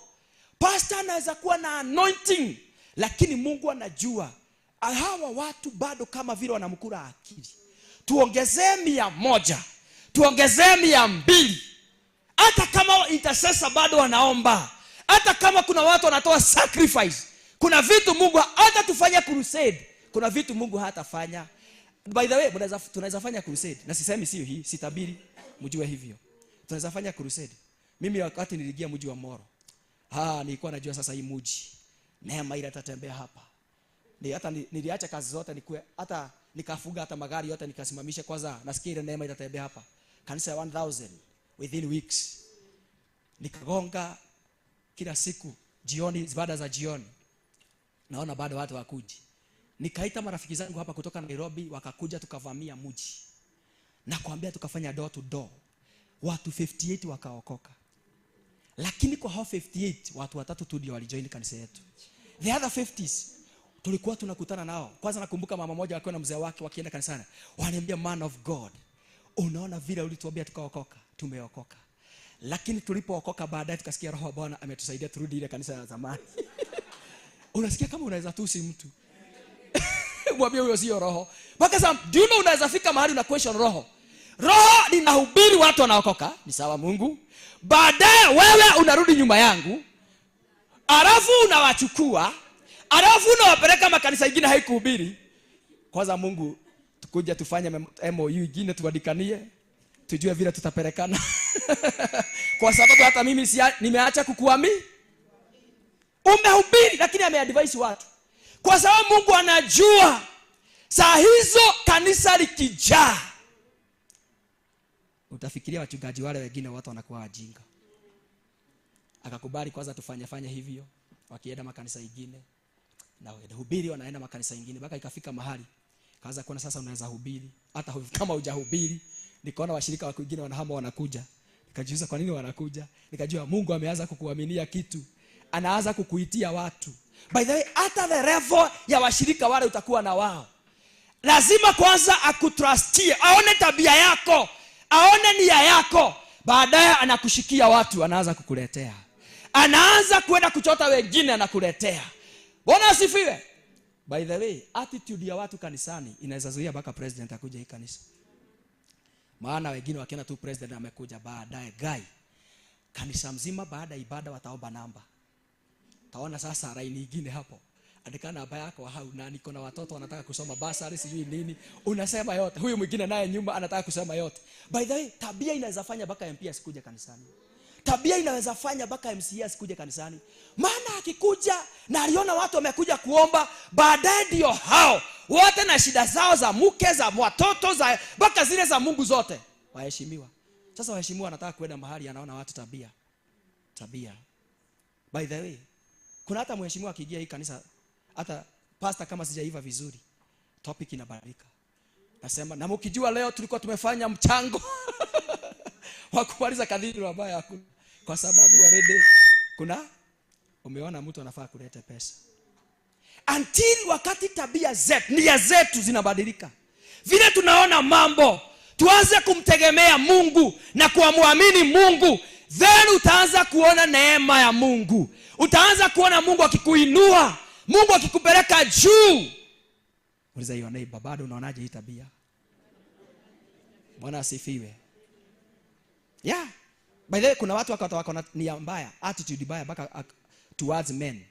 Nafikiria mzee anafaa kuwa provider, yeye ndiye alisha watoto, yeye ndiye alipe nyumba, yeye ndiye alipe school fees. Na ukimuuliza pesa ya mama ni ya mama. Sasa Mungu anaona ni slave vingine anapatia mama. Mzee anapewa kazi zote za Mungu. Uliza your neighbor, au unaonaje? Mzee wako anakuaga aje? Bwana asifiwe. Hizi vitu by the way unakuta watu wanaweza inuka sana, lakini kwa sababu ya ile tabia, hiyo nia inazuilia mtu kukamata mafuta. Huyu mtu ni anafaa. Haleluya.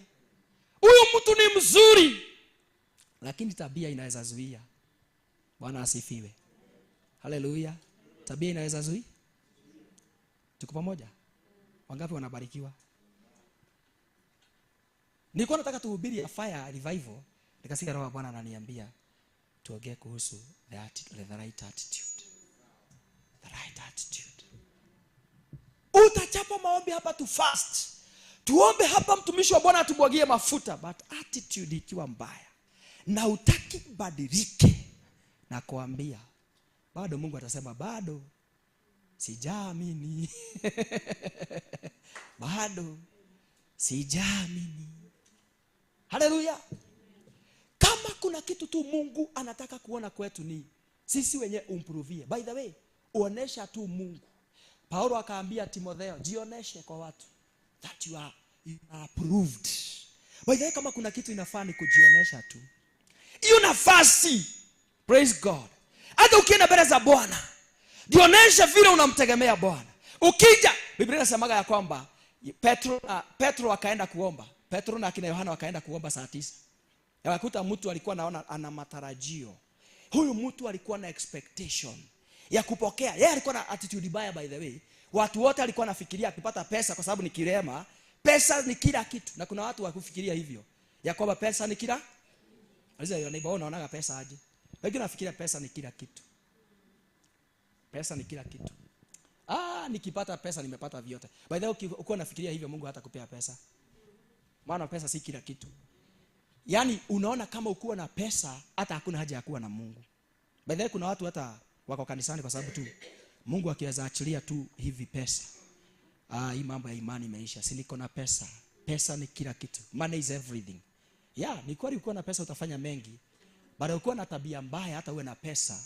Nimeona watu wako na pesa sana hata wake hawana. Nimeona watu, nisisemi wote, nasema nimeona watu hata wakiwa na pesa sana hata watoto hawana. Nimeona hata watu wako na pesa sana hata hakuna mtu anamtaka karibu. Nimeona mtu wako na pesa sana. Kwa hiyo pesa sio kila kitu. Hallelujah. But when you have a good attitude kanisani, toward madhabahu, toward watumishi wa Mungu, toward vile unamuonaga Mungu, na kuambia hiyo attitude itakutoa pale nyuma kuleta hapa mbele. Bwana asifiwe. Hallelujah. Hiyo attitude. Nilikuwa naambia msichana mwingine juzi. Kaniambia kuna miaka sijui 30 something. Nikamwangalia kwa muda, kaniambia vile anataka tumuombee. Anaona ajui nini Mungu hajafanya, hajaoreka. Baada ya kukaa na siku kadhaa nikamwambia, lakini unajua hii attitude yako usipo change, kuna mwanaume anaweza ishi hapa. Attitude mbaya, proud, kona kiburi. Kona kiburi. Kasichana ukikiongea tu kidogo kiburi, nikamwambia, unaona hiyo kiburi? By the way, Mungu ananihudumia, nikamwambia, if you change your attitude yako, na kuambia wewe ni wife material. Lakini kakona kiburi.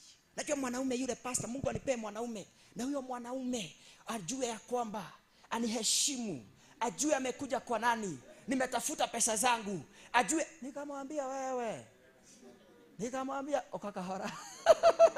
Nikamwambia hata nikiwa mtumishi wa Bwana nimeanza kuogopa. Nimeanza kuogopa. Bwana asifiwe. Yaani unaangalia tu mtu akiongea. Na ni vizuri tuambianage ukweli. Ambia neighbor tuambianage ukweli.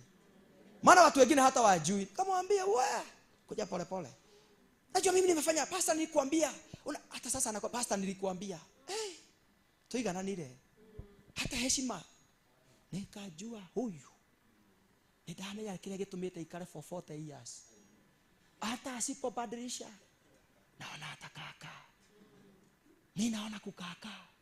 Maana hiyo attitude. Na wadada msinichukie. Wadada haleluya. Bwana Yesu asifiwe. Sinaongea mambo mazuri. Ni vizuri kujua.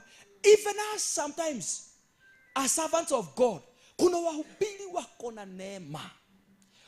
Mimi najiulizaga nikiangalia, by the way kuna vitu ninaangalia. Nikiangalia kama archbishop wetu, ninaangalia vile anafanya kazi ya Bwana. Alafu nasikiza wahubiri, si unajua wahubiri wengi. Wengine nakwambia wanajua kupanga topic. Wanajua head inakuwa nini. Body inakuwa nini. Climax inakuwa nini. Na kuna wengine wako mbele sana hawajui head na climax, wanaanza climax wakikuja up. Wanakuwa bottom up. Bwana asifiwe. Na bado Mungu ameamua afadhali kutumia hao. By the way, for your information, afadhali an unbeliever with a good attitude than a believer with a bad attitude. Afadhali unbeliever with a good attitude than a believer with bad attitude. Attitude ni kila kitu. Bwana asifiwe. Haleluya. Bwana asifiwe. Na ndio unakuta ya kwamba hata by the way huwa nasema hivi. Nasemaga hata kuja kwa upande wa leadership. Leadership is 20% skills, but 80% attitude. 80% is attitude. How you see things, how you behave. Bwana asifiwe. By the way, mimi naona hata wale watu matajiri sana ni wale hataweza ni matajiri. Sio wale unadhani ni matajiri, si matajiri. Kiburi kikubwa. Bwana asifiwe. Leadership, hata kwa leadership is 20% skill. Hallelujah. 80% attitude. Ndio unaona Mungu anasema hivi, ati atumbagira hiria duhu agaconorithia iria. Ando igia Ngai atumbagira ne tuhu muno. Bwana asifiwe. Hallelujah. Lakini kwa sababu ya royalty kwake. Unaona hiyo tabia iko na David, atainuka. I tell you the truth. Si a man atainuka. That attitude. That attitude that baba yangu akitabiri na kuambia inafanyika. Akisema inaifanyika. Akitabiri imefanyika. Hallelujah. Hiyo ndio imani. Angalia Yesu siku moja akasema mtu hata hakuwa ameokoka, akakuta Yesu akamwambia niombe. Ombea mfanyikazi wangu. Niko mfanyikazi ni mgonjwa. Yesu akamwambia tunaenda na wewe. Alipoona Yesu akimagine na vile na imani na Yesu, akamwambia wewe si lazima hata tuende. Sema tu jambo. Atapona. Yesu akasema jambo, akapona. Na akaamini amepona. Bwana Yesu asifiwe. Kwa sababu ya hiyo attitude, Yesu akasema sijaona imani kama hii. Attitude. Bwana asifiwe. Hallelujah. Ukiwa na attitude baya, hata mtumishi ya prophesy, hata ordainiwe bado akuja na mafuta, bado attitude yako kama haijabadilika, hautapokea. Bwana Yesu asifiwe.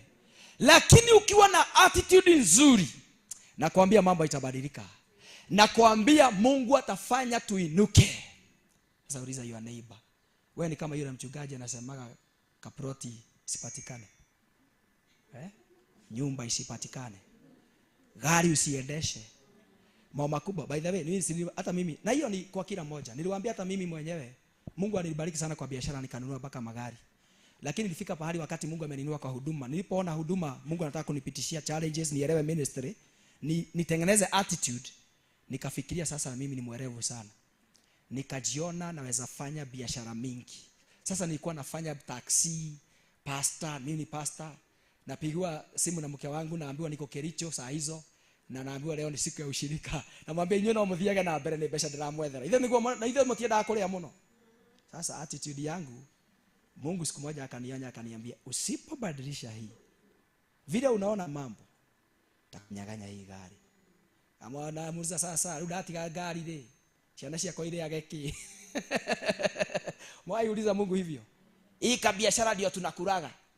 Sasa kakizimika tukule nini? Acha nikwambie hiyo biashara umeipatia automatic kataisha. In fact ukisema tu hivyo. Lewe roshio, mume ananiambia niache kazi, hii kazi. By the way hakuna mume anaweza ambia mke aache kazi. Ukiona mume anakuambia acha kazi ni pride. Na sisemi ni hivyo kwa kila mmoja. Bwana asifiwe. Naongelesha kanisa mzima. Kuna watu wako na tabia nzuri, lakini mara nyingi ukiona mtu anaongea area fulani, jiulize kwanza kwa nini? Muulize kwa nini? Isiwe ameona. Bwana asifiwe. Sasa unakuta Mungu ameongea, dakika ya mwisho anaamua sasa kuchukua. Na ndio niliwaambia Mungu hakuwa na intention mbaya na nia mbaya na wa Egyptians. Haleluya. Aliyewaendea kwa njia nzuri ya kuketi chini, akakuja kwa njia nzuri wao wasemezane. Mpaka Mungu imagine anaamua akupatie nafasi uongee. Ni kama wakati wa anaitwa nani? Wakati wa Elijah na Ahab na manabii zake.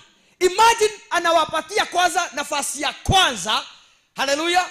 Wafanye public participation. Alafu wasemezane na waabudu miungu yao. Mungu anawapa nafasi waabudu miungu yao. Kwa sababu anataka awaoneshe kwa hekima, awafungue mawazo, awaoneshe Mungu wa kweli ni nani. Lakini the more aliwapatia nafasi, wakajitia kiburi sana. Mungu akajua hii kiburi ndio naangamiza. Sio hawa naangamiza. Lazima hawa manabii wa Baali ni waue. Kwa sababu wamekufuru mpaka mbele zangu. Hawakujua mtumishi wangu nimewapatia opportunity. Na wao wenyewe hawezi nyenyekea. Wamesemezana mpaka mbele za Bwana. Imagine Mungu anajifanya mwanadamu. Muulizane sasa. Muulizane maswali. Muulizane maswali. Anauliza sasa, si muabudu kwanza. Imagine Mungu akigojea waabudu sanamu, wajengee madhabahu ya sanamu, akagoja waiabudu, akagoja wafanye kila kitu, amesubiri. Biblia inasema kuanzia asubuhi mpaka. Mungu ni mvumilivu. Ambia yule Mungu ni mvumilivu. Na wengine Mungu ametuvumilia sana.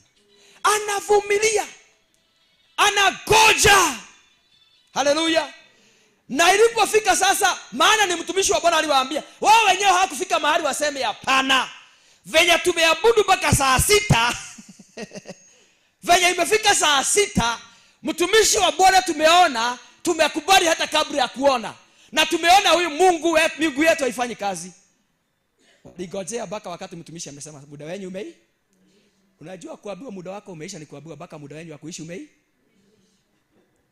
Muda wako umei. Maana ni nabii alikuja kuwaambia sasa muda wenu umeisha. Sasa ni wakati wa Mungu. Wapendwa, wakati mwanadamu anagojea muda wake uishe, akifanya tu vituko, na wakati neema inapeanwa mawazo yake, attitude yake haibadiliki. Ikifika wakati wa Mungu, ngojea sasa Mungu afanye kama Mungu. Eketa gaireu. Na wekata gaine ko make sure atakusilence forever. Ana silence. Baka by the way, even pastors kuna watu waliwahi silence forever. Hallelujah. Bwana asifiwe. Unakuta mtu alisilence forever. Ndoa fulani kasilence forever. Kwa sababu ilipewa nafasi, lakini hawakuwa na tabia nzuri. Hawakuwa na mawazo mazuri ya kufika mahali waone hapana vile tumezunguka sasa. Hallelujah. Na mpaka penye tumefika, like this woman with the issue of blood. Huyo mama alikuwa mwenye hekima. Ni yeye mwenyewe akiwa na issue. Alifika mahali akasema hapana. Na Bible inasema pesa zake zilisia kwa waunguzi. Kwa hivyo alipelekea waganga. Lakini akafika mahali akasema hapana. Vile nimepeleka, si lazima niendelee kuzunguka tena. Hapana. Nataka sasa nikamtegemee Mungu. Nikamwamini Mungu. Bwana Yesu asifiwe. Hata Batima Biblia inasema nikusikia alisikia. Batima alikuwa na attitude nzuri. Kusikia tu hivi anasema, na huyu watu wanaabudu wote. Na naona hawa watu ni very wise. Na si watu wajinga. Si hata mimi wacha nimujaribu. Haleluya. Bwana Yesu asifiwe. Unajua ni vizuri kufika mahali hata wewe jiambie, na masomo ile tuko nayo, na hekima tuko nayo, jiambie hapana. Hizi theory kadhaa nimetumia hazifanyi kazi. Sasa sio theory zinafaa hapa. Wacha nimwamini. Mwambie your neighbor, attitude. Bwana Yesu asifiwe. Twende sasa the book of Ezekiel 37. Hallelujah. Tuone sasa mtu mwingine ako na attitude nzuri. Alafu sasa ndio tuombe. Hallelujah. Rashakada bazando. Oh, thank you Jesus. Are you blessed? Yes. Ibada nzuri. Yes. Attitude ni nzuri. Ikiwa nzuri, taenda mbali. Tabia tu. Ni wangapi hapa ukikutana milioni moja imeangushwa kwa barabara bado utakuja ibada? Ni wangapi bado ukutane Mungu afanye miujiza bado utakuja ibada? Wangapi mkiitwa jina CEO bado utakuja ibada? Wangapi, by the way, mimi najiulizaga, na hizi ruhusa za kwenda mazishi zinapatikanaga wapi ambapo hazipatikani za kwenda kwa ibada? Ati unaona hii biashara, we have crossed to our esteemed customers. Tumeamua kuchukua wiki hii yote kwa sababu ya kurekebisha mambo fulani. Lakini huwezi pata mtu akwambia tumeamua kufunga wiki moja, tumeenda maombi. Bwana asifiwe. Tumeamua kufunga, mtu akifa biashara inafungwa. Lakini huwezi fungwa watu wakabudu Mungu. Pastor, ni wewe biashara yako adege higo. Adoni mako wametegemeire mno. Wanakuwa wameitegemea. Wakaacha kutegemea Mungu, tazimwa. Na bado wameokoka, itazimwa akiwa intercessor. Mungu hapendi kitu inachukua utukufu. Bwana asifiwe. Sasa huyo mzee anafikiriaga anachukuliwa na bado Mungu anaona umeokoka. Bado unajua. Bwana asifiwe. Mungu ana switch off. Hata ukiona imefika mahali. Sijui kama ni hapa nilisema jambo fulani. Juu tumezika mtu. Na kwa sababu tuko live, sitasema ni wapi. Nikaambiwa huyo mtu aliinuka sana. Mungu akambariki kwa biashara, akanunua marori, akanunua magari, wakanunua mashamba wake. Wakafika mahali akaanza kupost kwa Facebook, kwa kila mahali, kwa mitandao yake. Anasema mimi nguvu yangu inatoka kwa kulima. Ukulima ndio nguvu yangu. Farming is my strength. Farming is my everything. Juu anasema mashamba amelima ikamnunulia magari. Amelima baka akapeleka dawari. Baka anaambia mke wake na ikaraga wewe ukimenyaga wewe umete migoda-ini. Ona umete? Hii magari na berkani migo? Watoto msome vizuri mkijua ananyomu ithomo kyanyu neke. Sasa ana post. Farming is my strength and my everything. Hallelujah. Sasa pastor moja alikuwa ananiambia wakati huo ni miaka kama 10 imepita. Ameinuka, kanunua maroli kadhaa, vitu nyingi. Akaniambia alipoona tu hiyo post, aliambia mtu mwingine walikuwa wamekaa na yeye akamwambia huyu ametabiria downfall yake. Huwezi chukua sifa zote kwa sababu hata haoni Mungu, ameona ukulima. Hata Mungu ndiye alikupatia capital. Ndiye amekupatia neema. Ndiye amekupatia kila kitu. Ndio mliona hata mkinipigia makofi hapa nikasema hiyo makofi sio yangu, ni yake Jehova. Kwa sababu bila yeye mimi si kitu. Bwana asifiwe. Hallelujah. Akasema farming is my everything. Na kuambia baada ya miaka 10, hata haijapita 10, kitu kimefanyika. Mke wake ndiye huyu amegongwa na kansa. Na kansa inakamata mahali ya pancreas. Inashika hiyo maeneo. Amesukumwa na hiyo ugonjwa. Pesa walikuwa wameweka wanunue maongezee marori, inamaliza. Ikaanza kukula mashamba. Mke anafifia. Walikuwa wanapendana. Saa hizi tunapokuambia alijamaliza mwezi, mke wake ako kaburini. Alikuwa anasema mke wangu nampenda, hakuna kitu siwezi tumia. Na kuambia hiyo kansa imekula maroli na baadaye kipawa hicho chake kizuri kimeenda. Alikuwa anasema mimi ukulima ndio kila kitu. Hakuona Mungu. Sasa mpaka mke wake ameenda. Bwana asifiwe. Nakwambia unakuta attitude ile tuko nayo hata ndio yenyewe inatutabiria mambo mabaya. So we say pride comes before fall. Wakati unaona mwanadamu ameweza kujiinua, si ya kwamba Mungu ako na shida na sisi kuinuka. Si ya kwamba Mungu anafurahishwa na watu wakiwa chini. Hapana, lazima tuondoe hiyo tabia. Tuondoe hiyo attitude ya kufikiria ni kana kwamba Mungu anapenda sana na maskini. Hapana, ni watu wakiinua. By the way, wewe unajua watu wangapi Mungu ameinua wako kwa kanisa leo? By the way, hata wale hawajarudi kwa ibada na pastor amehubiri and anointing. Tafadhali kila mmoja arudi. Wengine wanasema sio ndeto shikwira wale matale wira. Sio ni maneno ya wale hawako kazini. Unajua hata pastor anani understand. He knows I'm a busy man. Na wakihitaji hiyo kwanza tukikosa kufanya hiyo kazi, hii makanisa yao talipwa na nini? Hii tukikosa kufanya kazi. Na hii kanisa yao kwanza nasikia iko na registration. After kosa kufanya kazi, wanafikiri watatoa wapi pesa? Pastor, to understand some of us we must work. Dio tu. Praise the name of Jesus. Hallelujah. Si tunaongea kitu kizuri? Unakuta attitude ile watu wako nayo inazuilia watu kuinuka. Inafanya mpaka Mungu mwenyewe asikie hapana. Bwana asifiwe. Inafanya mpaka Mungu akasirike. Kwa sababu na by the way, kama kuna kitu Mungu hapendi, hata Daudi akiwa ni amependwa na Mungu, kuna level alifika mahali Mungu akakasirika. Alipoona nimemuinua, lakini amefika mahali ameanza kuona kana kwamba ni nguvu zake zimemuinua, ni uwezo wake umemuinua. Ezekiel 37 ndio tumalizie na hiyo. Nataka by 5 ni 5 tuwe tumemaliza mpaka kuomba. Hizo dakika tumebakisha. Bwana asifiwe. Tuanze hapo tu 1. Biblia inasema hivi: mkono wa Bwana ulikuwa juu yangu, naye akanichukua nje katika roho ya Mungu ya Bwana, akaniweka chini katikati ya bonde, nalo lilikuwa limejaa mifupa. Verse hiyo nyingine: akanipitisha karibu nayo pande zote, na tazama palikuwa na mifupa mingi katika ule uwanda, nayo tazama ilikuwa mikavu sana. Verse nyingine: akaniambia, mwanadamu, je, mifupa hii yaweza kuishi? Nami nikajibu, Bwana Mungu, wajua wewe. Kwanza fikisha hapo, utaenda hiyo verse nyingine. Bwana jamaa hapa anaitwa Ezekiel with a good attitude. Biblia inasema mkono wa Bwana ulikuwa juu yangu.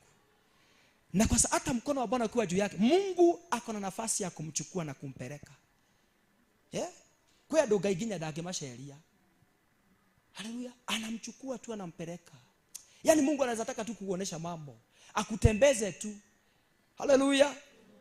Ukiwa na attitude nzuri ya unakuwa mtu wa kusubmit, hata Mungu anaweza kutembeza tu, anakupeleka tu. Praise God. Akamuonesha mifupa. Mambo mengine Mungu anataka tu usome. Akamuonesha mambo. Baadaye ndio Mungu aone kama huyu mtu bado ako na attitude nzuri, na kwa sababu ameshikwa na Mungu, maybe atapata kiburi. Akamuuliza, je, mwanadamu, hii mifupa yaweza kuishi? Hiyo ni jaribu. That is a test. Anataka ajue sasa wako na nani. Some of us, wacha tu kuwe na namba ya president. Unaona mpaka kwa TV yetu, mtu tu alipewa hata kwa mazishi, hata president ajua uko na namba yake. By mistake ulichukua. Sasa nakwambia kijiji mzima akilali, unajuaga fanyani mambo ukijua niko na namba ya president. His private, kwanza niko na ile his private number. Hainaga baka Oscar Sudi hana, lakini niko na. Haleluya. Yaani hiyo tu namba itafanya watu wakuogope. Polisi wote wa kwenyu sasa unafanya vituko yote wakushika, wajue uko na namba ya president. Wengine tu wajue unaweza ongea na governor. Wengine tu wajue kwa sababu ya hiyo attitude. Biblia inasema huyu ni mtu mkono wa Bwana uko juu yake. Na hata ukiwa juu yake bado ni mnyenyekevu. Mungu anamuuliza mwanadamu, je, mifupa hii? Wewe ungejua mniko na Mungu, si ungemwambia aje? Ungejua ni Mungu mnatembeaga na yeye. Automatically hii lazima ni saa hizi tu.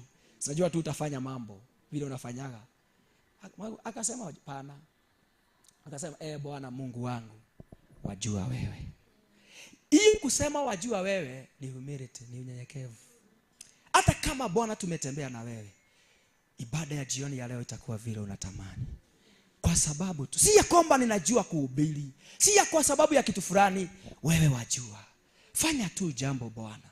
Hata kwa hii ibada na kutegemea.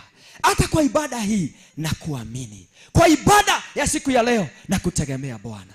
Ndio niko na skills, mimi ni muimbaji, lakini vile utakavyo flow na mambo yatakavyokuwa kwa ibada ya leo ni kwa sababu na kuamini Bwana, ninakutegemea Bwana. Unaweza kuwa ulinitumia jana, yaweza kuwa ulinitumia juzi, lakini hata leo ninakuamini. Bwana asifiwe. Yaani kila siku bado wewe ni mnyenyekevu, regardless ya ile baraka na neema Mungu amekuwezesha na vile umetembea naye akakuonesha mambo makubwa, but bado uko na nafasi ya kuwa mtu mnyenyekevu. Kamwambia Bwana, wewe wajua. Hebu enda sasa hiyo verse nyingine. Haleluya. Hebu sikia vile aliambiwa na Bwana. Kaambiwa aje? Akaniambia tena, sasa fanya nini? Wakati Mungu amejua huyu mtu amenielewa, akamwambia sasa acha nikupatie secret. Angemwambia anajua, Mungu amefanya basi vile unajua. Aanze kusema nitaiombea maji, nirushie. Taombea chuvi. Si ndivyo watu wanafanyaga? Yeye akasema Bwana wajua. Bwana ndiye anamwambia kile anapaswa kufanya. Akamwambia nini? Toa unabii. Prophesy. Juu ya mifupa hii uiambie. Hata vile atakavyoiambia ni Bwana anamwambia. Iambie aje? Enyi, someni kila moja. Enyi mifupa mikavu, lisikieni neno la Bwana. Hebu imagine Bwana akikwambia sema hivi. Roho wa Bwana anakuambia ugo hoyo. By the way, ukitaka kujua Mungu anataka kukuinua, Roho ataanza kukuonesha maombi. Utafika mahali waza kuomba maombi mengine. Hata kutoka kuzaliwa haujasikia wahubiri wakiomba, but the Holy Spirit aliye na understanding ya situation zako atakuonesha jinsi ya kuomba. Akakuambia enyi mifupa mikavu, sikieni neno la Bwana. Mungu anakuambia iambie isikie neno langu. Itanisikia mimi. Wewe sasa sema nikiwa nimekuongoza. Bwana asifiwe. Haleluya.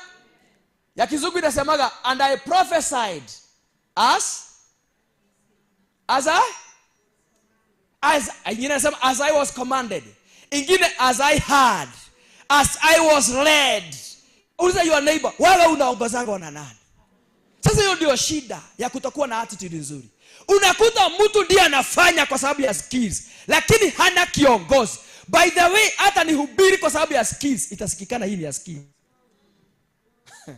Ndio mahali nasikia pastor anasema today we are going to learn and understand about the five unasikia majina mengine, the eschatologicals and sijui what.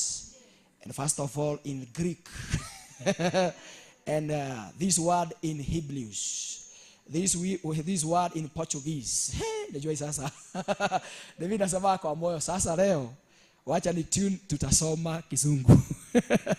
Usi expect mambo makubwa. Lakini kuna mahali unasikia sasa hii sasa ni ya neema. Bwana asifiwe. Akasema and I prophesied as I was led.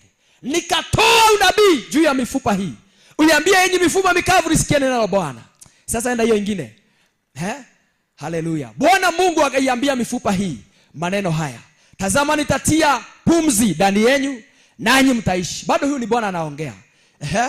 Sasa endelea. Nami nitatia mishipa juu yenu nanyi mtaleta nyama iwe juu yenu na kuwafunika ngozi na kutia pumzi ndani yenu nanyi mtaishi. Nanyi mtajua ya kuwa mimi ndimi Mungu. Enda hiyo verse nyingine. Basi nikatoa. Ameambiwa kila kitu. Mungu ana leakage ya kila kitu. Anapatia mtu wake leakage. Formula ile anataka nitumie si ile mtu mwingine alitumia. Lakini ni yeye anakupatia leakage. Anaweza kuambia submit mahali fulani. Anaweza kuambia fanya jambo fulani. Atakuonesha kile unapaswa kufanya. By the way, siku moja nilikuwa naishi Odhero. Tukiwa tumepata shida, nikafika mahali nikaenda kuomba 10 days.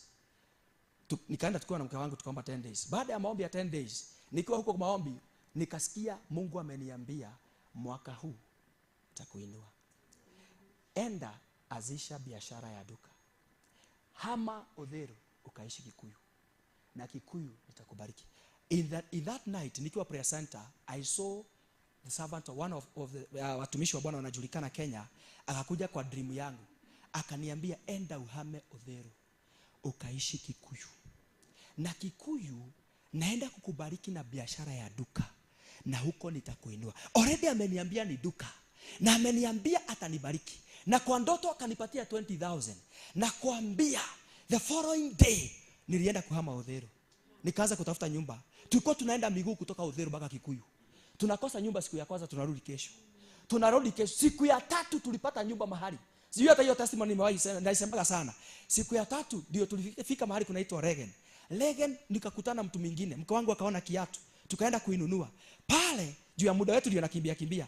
Ndio yule mchungaji akaniambia kuna nyumba mahali hapa ya kuishi. Kwenye nilikuwa hata sina pesa ya kulipa. Na kuambia plot yenye tuliambiwa na huyo mtu tukaingia. Mungu alitumia malaika kuingia, nilisikia msichana amepiga duru. Akasema, "Ui mami, motioke." Nikashindwa nini, kwani nimekuwa mwizi? Akasema, "Gai, ndona Kagera wito, nimeona Kagera wetu wamekuja." Akasema Kagera wao wamekuja. Sasa mimi ni Kagera. Mimi hata mimi sijaijua hiyo maneno. Hata sijui hiyo Kagera ni nani. Hata hiyo jina siwezi itaka. Lakini nimeitwa sasa na nyamaza. Kumbe kijana wao alipotea miaka ya zamani. Ati tunafanana. Wacha nikwambie, hata ukicheka unasema baga kucheka. Baga ukitembea unasema baga kutembea. Sasa nikaambiwa nyumba zote zilikuwa na watu. Moja tu ndiye ilikuwa imepatianwa deposit. Sasa mama akasema sasa hatuna la kufanya. Mama ndiye anasema. Msichana akasema, "Mami." Yule alipiga duru. "Hata iwe nini, Kagera wetu asitaki atoke hapa." Unaona hiyo nyumba imepeanwa deposit. Imagine baka mipango ya vile watadanganya mwenye alikuwa amepeana deposit, ilipangwa nikiwa nimesimama hapo, lakini nikiwa Kagera wao. Ilikuwa inapangwa nikiwa hapo. Wakapanga vile watamwambia ati mama alichukua deposit, lakini hatukuwa tunajua ati kuna mwingine alikuwa amepeana pesa. Sasa imeonekana, tukurudishia yako kwa M-Pesa. Nikaambiwa dakika ya mwisho na yule msichana, "Tuma zako, tumia mama." Mpango ikaiva tu nikiwa hapo katika Kagera tu hapo. Ikapangwa, ikarudishwa pesa na mimi nipatiane. Siku hiyo tukikuja hapo, mke wangu alikuwa ametumiwa na ndugu yake akodhika pesa fulani. Alijua tuko na shida. Sasa ile pesa tukatumia kulipa deposit. Tukarudi kwetu, sasa tulikuwa tumeipata nyumba. Mambo Mungu anafanya siku ya elewa. Lakini ameamua anataka kutuinua. Na alikuwa ameniambia eneo fulani katika maombi, nafasi imefika ya kuniinua. Hivyo ndivyo nilipata nyumba. Nikaanza kuishi pale. Tukahama. Nakumbuka hata tulihamaga na kamkokoteni juu tulikuwa na vitu nyingi. Ka single room. Tukaenda hapo. Kuenda kwa ile familia imepata Kagera wao. Jamaa mmoja alikuwa anaitwa Mbogu, alikuwa mlevi. Alikuwa amefanya, in fact alikuwa technician wa stima na ni mlevi mbaya. Sasa yule Mbogu wote walikuwa lazima jioni wakikuja wasalimia Kagera wao. Sasa Kagera wao analetewa mpaka chakula. Analetewa kila kitu. Kagera wao anaendelea. Kagera wao anaendelea kuona Mungu. Naendelea kukula. Wamenipenda. Mpaka maziwa inakamuliwa sometimes analetewa kikombe moja ya Kagera. Nikasema haleluya. Niguo Ngai ekaga. Na kuambia niliendelea kufurahia. Na baadaye yule jamaa anaitwa Mbogu akakuja akaniuliza, "Na nyinyi sasa mnafanya kazi wapi?" Nikamwambia nafikiria kuwekea mke wangu biashara hapa. Tulikuwa tumeona tu hivyo. Biashara kama gani? Kama ya duka. Unataka wapi hapa? Akaniambia na ameelewa saa hizo. Kagera reke ngwire. Nilikuwa naitwa hiyo. By the way hapo nilibadilishwa jina. Kagera reke ngwire. Unaona matajiri wa hapa? Sisi tumeuzia hii maplot. Takuletea mpaka hawa matajiri hapa. Sasa tukua tu tumekaa kwa nyumba. Nisikasikia knock kwa mlango. Nikaona mama mnene ameletwa kwa mlango. Kuniangalia na shindwa. Ananiambia, "Huyu atago wajiko. Ndiye mwenye hii plot na hii nyumba. Mwambie kile unaniambia unataka." Bwana ndio kolia iko kwa hiyo guys. Akasasa kijana, msichana mama anaangalia kijana. Mpaka ananihurumia. Kijana kakonde. Nikamwambia maono yangu. Akaniuliza ulikuwa unataka nini? Nikamwambia kwa hiyo plot yako mahali kumefika. Kwa hii uwanja kabla beacon ziwe hapa na hapa, hii nyumba imefika ya mawe. Hapa hivi naona hii space ukiweza nipea naweza yake mke wangu kibada hapa. Akaniangalia. Akaniambia hiyo tu akaniuliza, nikamuuliza na unaweza nipisha aje? Akaniambia sikulipishi. Enda chukua. Mpaka ile siku nitakuja kukujengea nyumba nzuri nitakulipisha. The following day nikatafuta miti nikajengea mama kibanda hapo. Sasa niko town. Nakwambia sikumaliza mwezi. Nikiwa mwezi mama mwingine alikuwa amewekewa duka hapo tu neighbor. Kumbe Mungu amenileta hapa. Ndio huyu naye wapigana na mzee jioni. Na wana Mungu alikuwa anajua kitaumana. Nikasikia sauti na mimi nikasikia sauti right in time. Haleluya. Nimeshahama kimiujiza na Mungu anajua sasa nikihama ni yeye amebakisha kufanya kazi. nao kinaanza kuumana pale. Mama alikuwa amewekewa duka nzuri, lakini alipofika hii town, baada ya kupata pesa, ni wale ni wapi attitude, akafika town akaona mzee alikuwa na driver wa maroli kubwa, akaona vile amewekewa kazi akaanza tabia baya, vijana wadogo, kuna pesa mama, kaanza tabia wapi? Kwa ile du. Sasa mke wake baadaye nikiwa hapo ndiye amepewa kupewa ripoti, akapigia mume simu akitoka Uganda na road trailer, akamwambia ndio ile metugwerea urekera town hiyo, ndakwira trenyi na ole nikifika huko hiyo biashara nisikupata huko, na ndagukora hau nino ajurage mundu na jumuke anajua mume wake. Mke alihama haraka, kabla alijua siku 2-3 mke atafika, mzee atafika wapi hizo siku. Naye roho wa Mungu, nilikwambia kumbe hata watu wanaweza pigana roho wa Bwana kwa watu wake mimi sijui vile Mungu anafanyaga. Kumbe Mungu amekoroga watu hapa, haleluya, kuwakoroga kitu. Mke wangu huyu mke alifikiria cha kwanza ni kukimbia kwa huyu msichana anaona kwa kibanda, akamuuliza na wewe unaweza taka duka? Aliona tu, imagine Mungu alifanya tu aone, na mke wa kibanda ndiye anaonekana anaweza taka duka. Hata mama amesahau inataka goodwill. Naye mke wangu naye akakimbia nyumbani kwangu, akaniuliza Dorio nini naangania kana watu wende duka. Nikamwambia sema ndio, nilikuwa nakumbuka maono, sema ndio haraka, mimi ni mtu wa imani. Sasa duka namwambia akaenda sema kweli, akaniita tuongelee na yeye, tukaongea, nikamwambia atalipa hiyo pesa. Saa hizo namwambia atalipa pesa hata sina shilingi hata ya kulipa rent. What happened? Nikiwa sasa usiku huo sikulala, nikaanza kusema haleluya maombi ya usiku, alafu tukalala.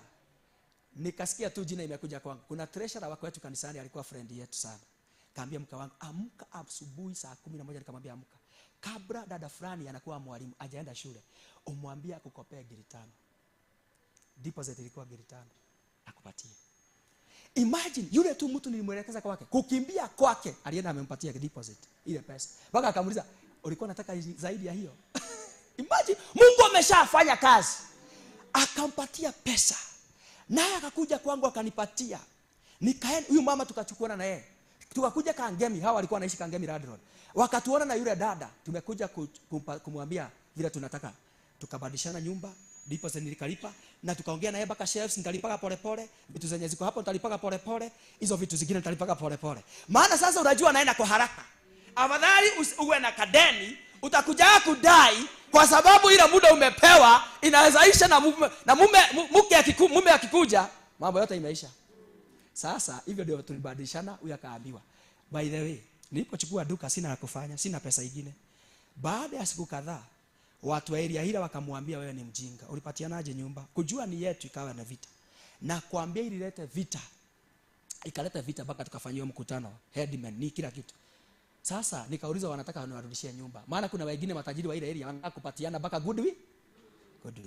Uzuri Mungu ni wa ajabu, akanipatia hekima. Walipoongea nikauliza, mimi sijui mnaongelea nini? Mnaongelea nyumba gani hii duka mnaongelea?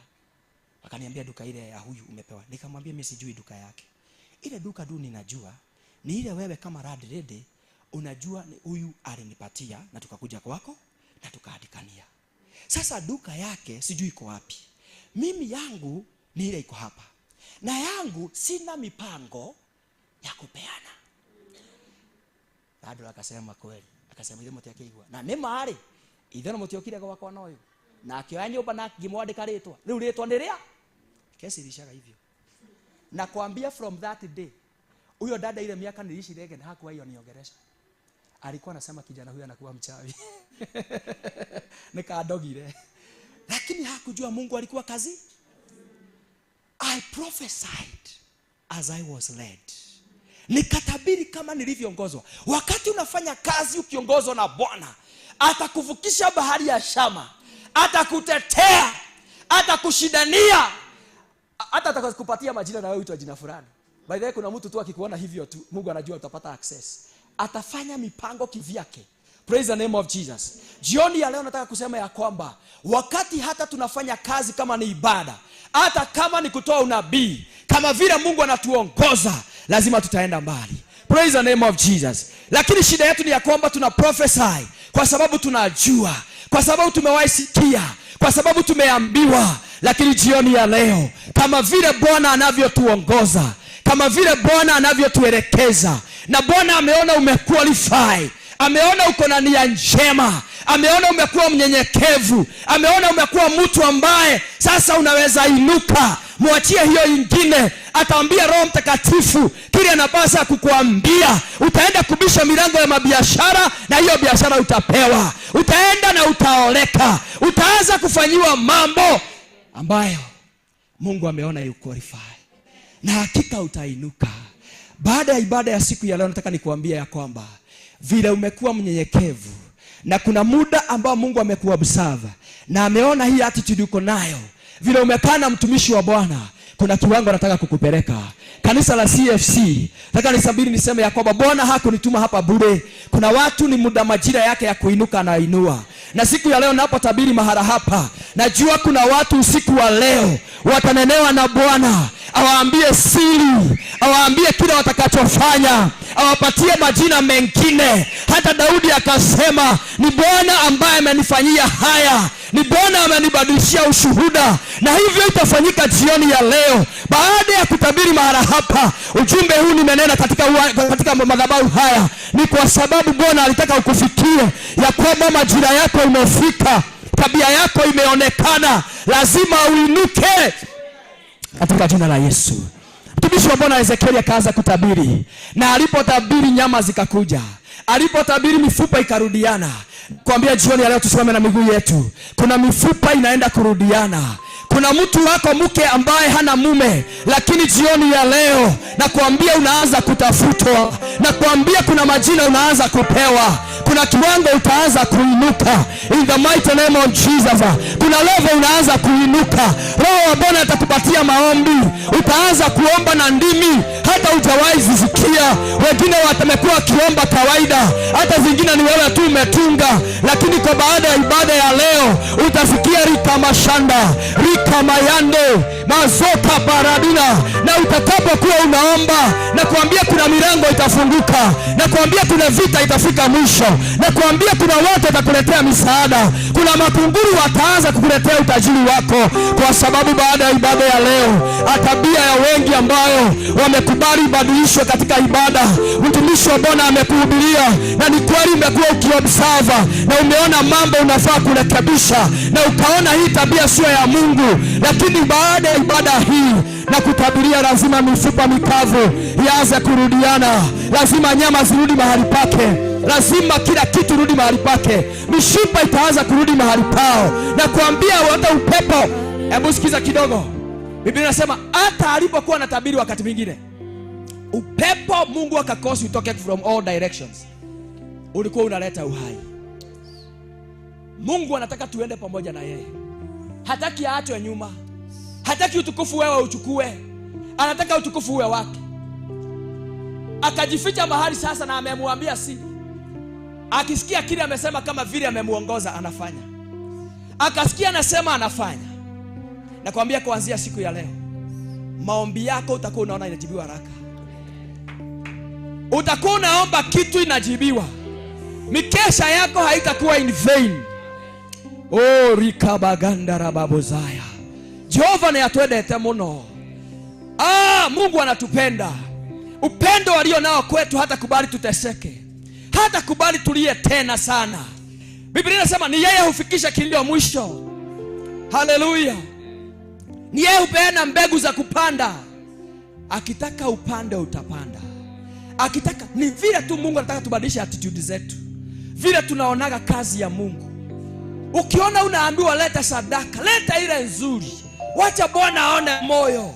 Mama moja akaleta masenti, mpaka Yesu akasema huyu mama ametoa zaidi.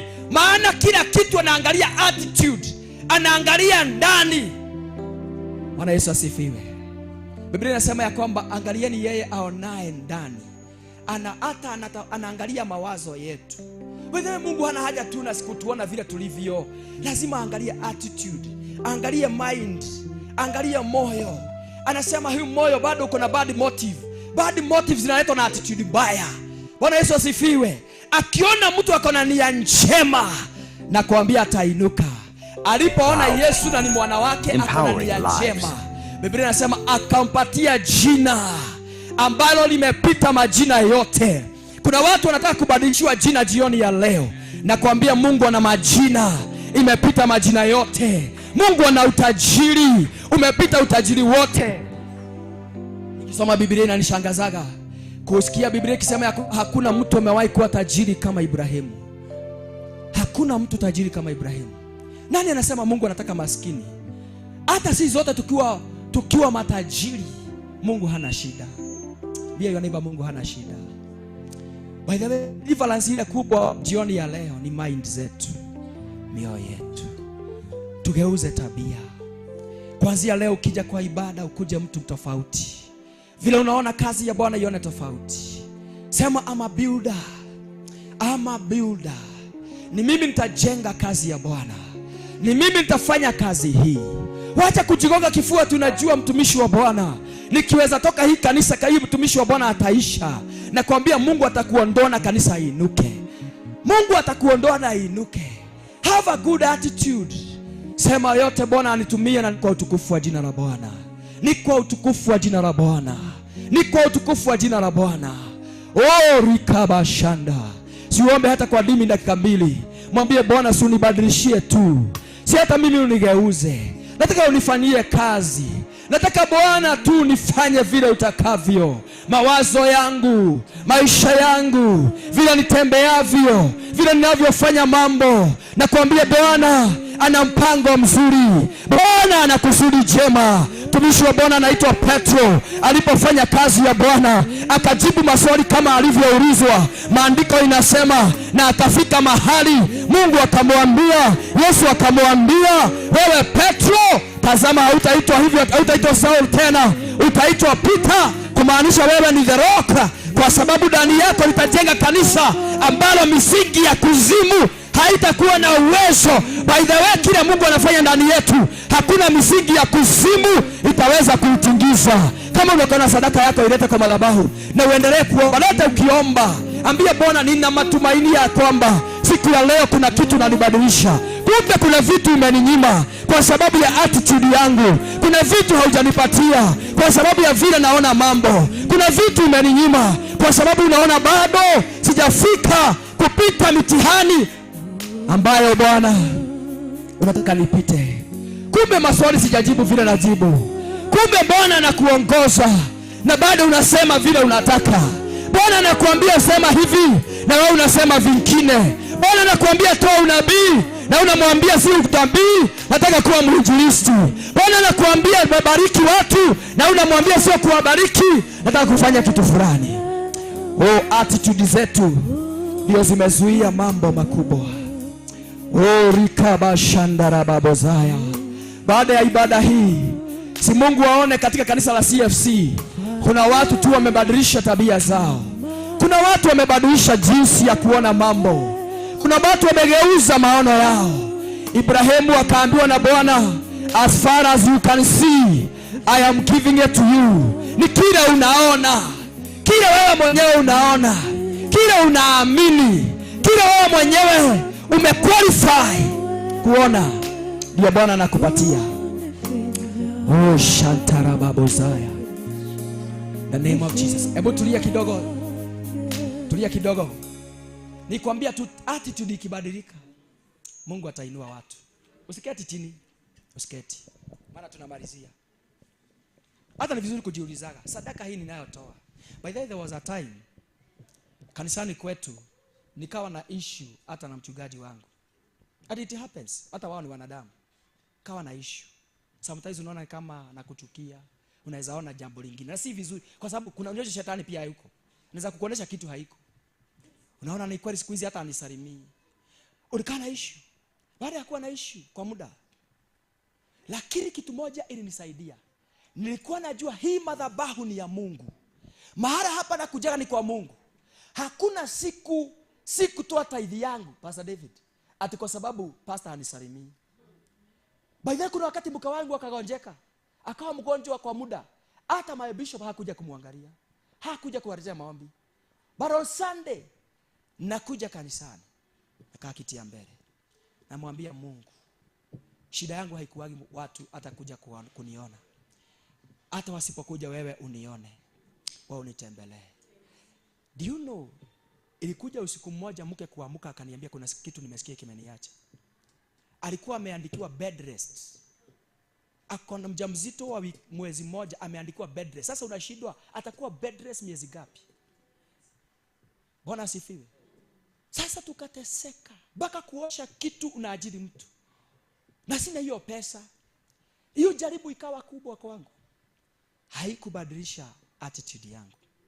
On Sunday na wiki mzima hajakuja, na hata hawajanipigia simu, hata hawajakuja kuniangalia, niko kanisani. Na huwa naketi viti ya mbele, kuja na kama mahali pangu. Bwana asifiwe. Naomba. Na kiprofesa inakiita na altar call, mimi ndio wa kwanza kutoka. Huyu ni mtumishi wa Bwana, ananekelea mkono. Attitude yangu ikaonekana. Haiko hapo kwa sababu si yeye aliniita, ni Mungu aliniita. Na yeye mwenyewe ako na mambo yake.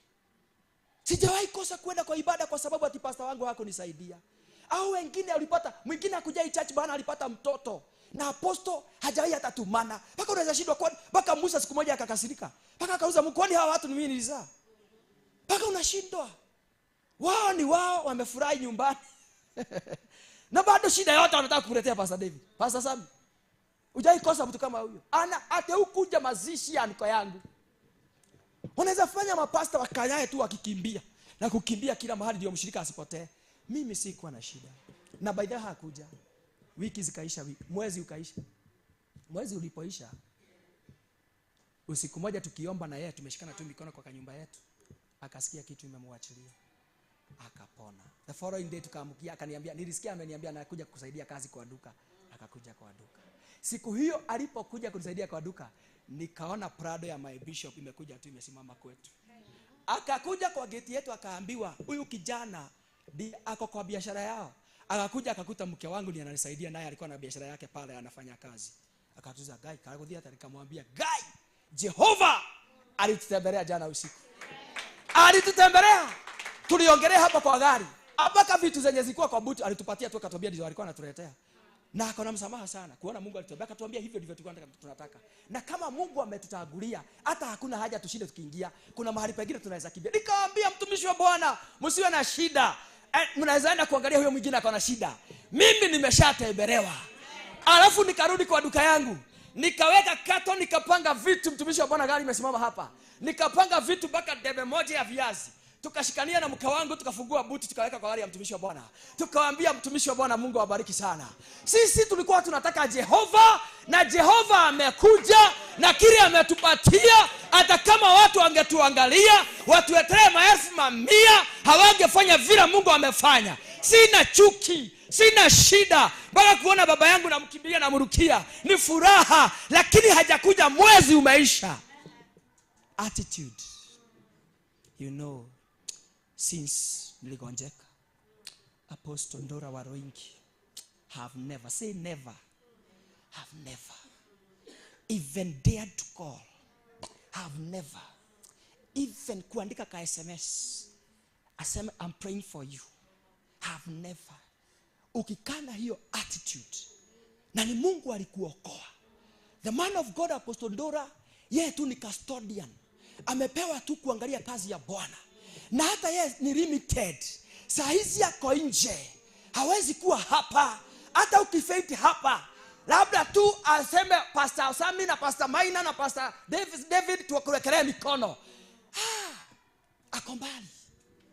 But God is everywhere. Attitude yetu ikibadilika, na tubadilishe kila kitu, na kuambia itakuwa rahisi hata kwa watumishi wa Bwana. Itakuwa rahisi. Wacha kusemaga, unajua mtumishi wa Bwana naonaga, hata nikifanya dhambi haonagi. Najuaga yeye kwanza naonaga naenda karibu. Hata wale watu wanasifanyaga wana roho wa Bwana hawasijuagi nimefanya dhambi. Hata wasionyeshwe. Na naomba wasioneshwe.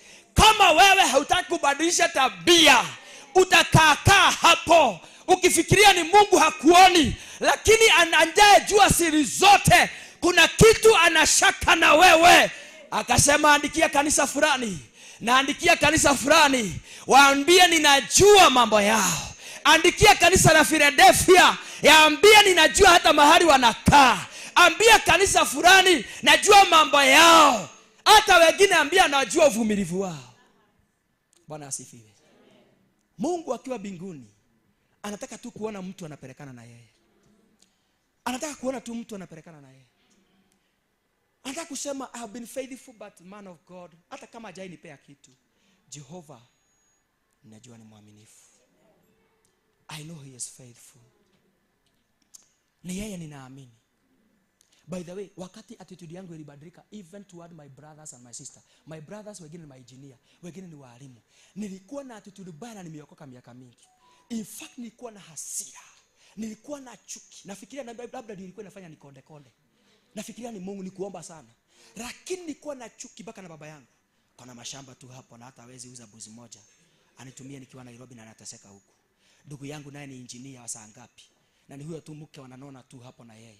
Na hata hawezi nipatia kitu. In fact nilikuwa na chuki na hasira.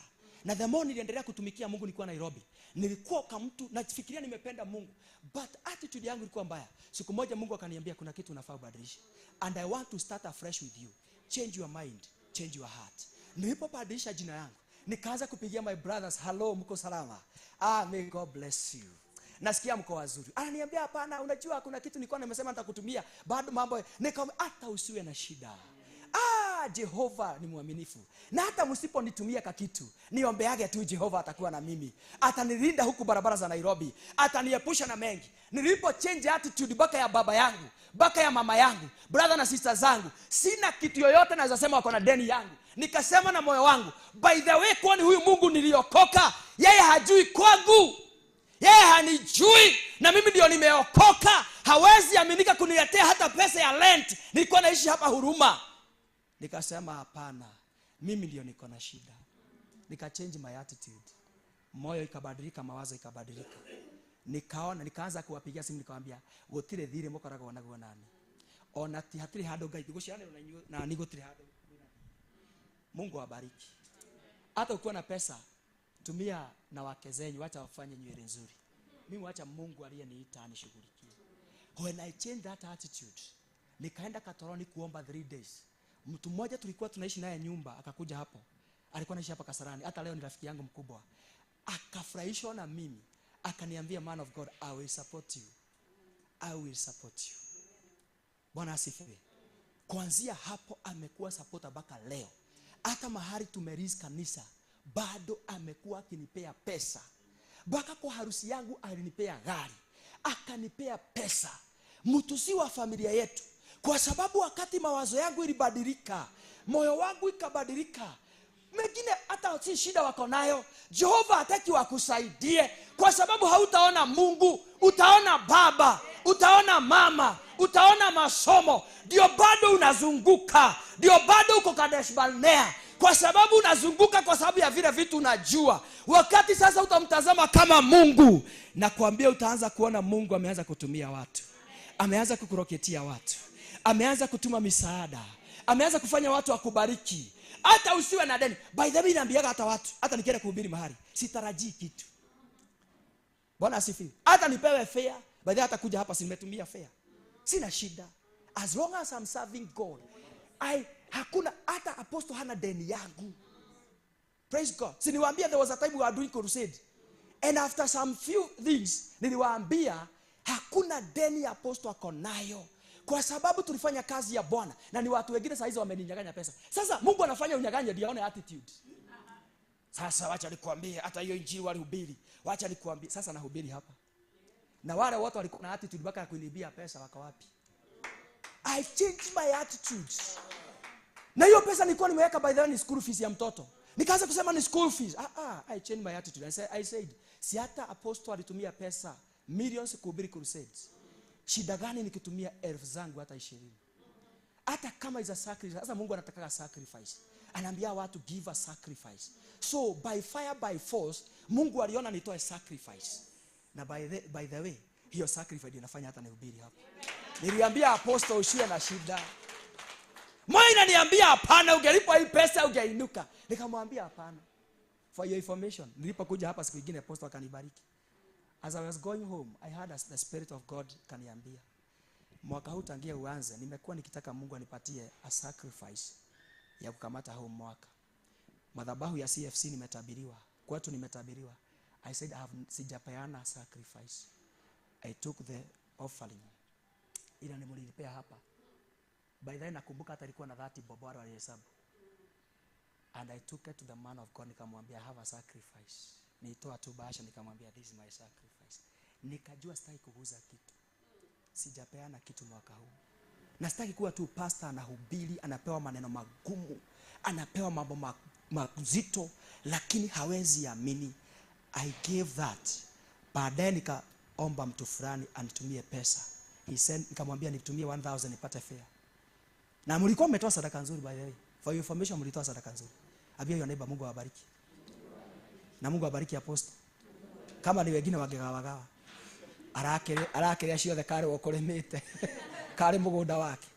Nikasikia roho Bwana ameniambia give a sacrifice. I give a sacrifice. Unajua watu wengi hawaambiagi watu, ukiona watu wanainuka tu unafikiria tu ni maombi na mafuta mingi. I give a sacrifice. Then nikatumiwa. Nilipoambia huyu anitumie 1000, anipatia 2000. Kupewa 2000 nikaenda nyumbani. Mko wangu anafikiria juu nimeenda kuhubiri CFC na kuja na vinono. Kamwambia neema ya Bwana imenifikisha nyumbani. Imenifikisha? Bwana Yesu asifiwe. Hatutaki kuhubiri injili tu bila kusikia kwa Bwana. Sometimes tutajaribu abiwe hiyo uko nayo peana. Wengine umeshikilia pesa kwa mattress, zingine kwa account. Kanisa linateseka, lakini kuna pesa umeshikilia. Kuna vitu umekatalia. Kuna vitu na wacha niko si kwamba huna sauti. Sauti ndio hiyo. Ezekiel akawa na sauti. Na hiyo sauti akafanya as he was led. Shida yako ni ya kwamba hauongozagwi. Shida yako ni ya kwamba haufanyagi vile umeambiwa. Shida yako ni kwamba wewe mwenyewe si wa kuambiwa. Mungu tangia miaka 5 imeisha, miaka 38 imeisha. Amekuwa akitamani kukuongoza. By the roho wa Bwana akiweza ongea hapa mnaweza shangaa. Wengine Bwana atasema, nimejaribu kuwaambia sana. Lord aiuaga. The Bible says again and again. Mungu akawatumania mara kwa mara. Unakuta umetumaniwa sana. Mungu ametumana. In fact mahali Mungu angetaka saa hizi uwe, alitamani uwe miaka 10 imeisha. Alitamani hata wengine. I saw a brother ambaye alioa, na hata akioa huyo mke bado alikuwa anakatazwa, na kwa sababu ya pesa na kwa sababu ya nguvu akonazo na kiburi mingi bado alikatana na Mungu, akakatana na mtumishi wa Bwana. Baadaye yule msichana alioa, mara anasema wanapendana, na hata akapata advice nyingine akaambia, sasa juu uko na pesa na msichana huyu amekupenda, wanaona kama ni chuki, fanya hivi, anguka nayo. Kaanguka nayo, wakaoana, sinakuwa tu rahisi. Alafu akarudi kanisa. Na mtumishi juu bado tunataka washirika, bado ukuje tukuombe, hatuna shida, utalipia baadaye. Unaweza okoka saa hizi, utalipa in installment baadaye. Pole. Jana akarudi kanisani na injili kaendelea. Ikafika mahali sasa Jehova na mbingu yote, hata mtoto anaona fulani anatumiwa na Bwana. Ikifika hapo naye mke ndiye anasikia kukunywa Tusker. Hata si bari hapa tu Nairobi. Area tu nilikuwa naishi. Watu nakwambia story si za kusikia. Wafikifika hapo, kasichana kalikuwa kanavaa nguo nzuri. Sasa ndio kamesikia kuvalia kale. Paka kanasikia kifua iwe nje. Sasa ndio kanasikia hapana, hata hakuna haja kutosheleka na mwanaume mmoja. Kanaanza kuwa na makondakta. Saa hizo brother akisimama tu kwa madhabahu hivi, unaona neema ikitembea, unaona nguvu za Bwana zikitembea. Na saa hizo kwake mama naye ndiye anakunywa. Mother-in-law naye wanashikania na mama. Kwanza the more alitumika sana. Kazi ile alikuwa nayo ikaisha, pesa zikaisha. Kasiana sasa kameenda kuzitafuta kazi kuingi pesa kwingine. Na kanamwambia mũndũrũme ũtarĩ kĩndũ rĩ. Ũrenda ũtĩrwo kĩ? Mwanaume wa saa ngapi? Wewe mũndũrũme namba cigana?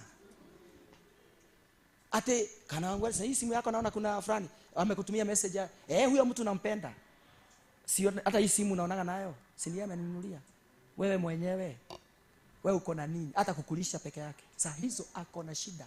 Baka kukula anategemea huyu msichana ndiye amle, maana walikuwa matajiri. Na kuambia akateseka. Baadaye ndio huyo msichana hata ameenda anamwambia tu hakuna shida wanaachana. Jamaa neema ya Bwana ndio iko juu. Sasa hebu niambie atatumika au hatatumika? Saa zile alifaa kutumika. Ndio sasa analipia. Inakuwa uchungu. Saa zile anaomba fasting. Akijua saa hizo mke wake naye ndiye ako club. Akijua saa hizo ndiye sasa ameshikwa na wameshikamana kule barabarani. Na hata analetewa ripoti. Na for information hata ile moja ilikuja baadaye, akakuja akiwa mjamzito. Na akamwambia hii mimba ni ya Kamaa yule wa dereva, ananipea pesa. Wewe unaweza nini? Yaani hana wewe ufanye nini sasa? Saa hizo neema ya Bwana ndio iko juu. So sad.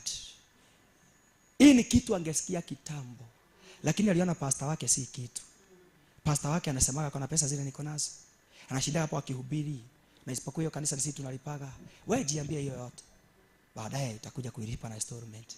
Lakini wakati mtu ako na attitude njema, hata wakati unakanywa na watumishi wa Bwana, unajua ni kwa neema.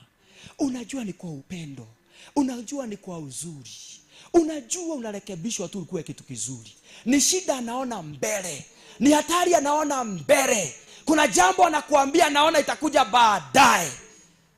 Lakini kwa sababu ya attitude. Si Mungu tu atusaidie. Hii ibada hata pasipo maombi mingi. Neno la Bwana linafanya deliverance by itself. Likusaidie urekebishe. Mwambie Bwana sitaki kugojea. Mimi nataka tu nibadilishe. Si Bwana tu nisaidie kwa neema.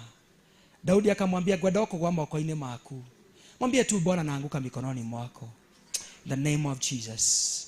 Oh sharabaganda rababozaya. Oh in the name of Jesus. Oh hata kama uko hapo na ile sadaka umetoa siri ulikuwa unasikia kutoa, bado uko na nafasi toa. Usifanyaye kwa sababu inafanywa. Fanyaga kwa sababu wewe mwenyewe umesikia kwa moyo. Weka tu hapo. By the way, hata sikieni hii. Wacha ni maombi mingi leo. Utaomba hata baadaye. Haleluya.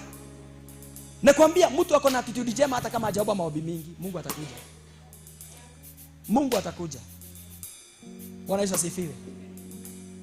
Hata sadaka hapa kama hukutoa vile unasikia kutoa, unajua tu nilitoa kwa sababu tu. Hii 200 natoa kwa sababu watu wanatoa. Leta tu kwa madhabahu. Kuanzia sasa badilika. Bwana asifiwe. Sema kama huyo mama kile anafanya. By the way hata kama uko umeleta sadaka, leta. Fanya vile unasikia. Kuanzia sasa geuza kila kitu. Geuza mawazo. Hata usirudi jioni kwa sababu uliambiwa urudi. Rudi kwa sababu hata wewe una mwenyewe una matarajio. Unamtaka huyo Mungu. Unampenda huyo Mungu. Tumishi wa Bwana atakuwa anainua mikono juu. Neema inatakutembelea. Nguvu za Bwana zinakutembelea. Ushindi wa Bwana unakutembelea. Dada, Mungu atakupeleka mbali. Neema ya Bwana itakupeleka mbali. Bwana asifiwe. Nimejionea mambo nikajua kuna kitu nzuri kama tabia. Humility. Unyenyekevu. Bwana asifiwe. Haleluya. Hizo zote zinaletwa na tabia nzuri. I saw a woman, tulienda kuhubiri my bishop Kitare kwa kina David. Mama, sasa my bishop alitembea na gari na ndege kutoka hapa kwenda kule Kitare. Sasa hatukuwa na gari letu. Ile gari ilikuwa inaletwa kalikuwa kagari ka taxi kamezeeka.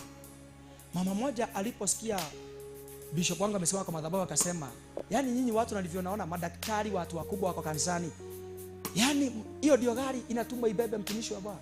Mama moja kwa ibada, hata alikuwa ametembea hiyo ibada, hakuwa member wa kanisa ile. Aliposikia hivyo, jioni hiyo ati hakufanya mzee wake warare.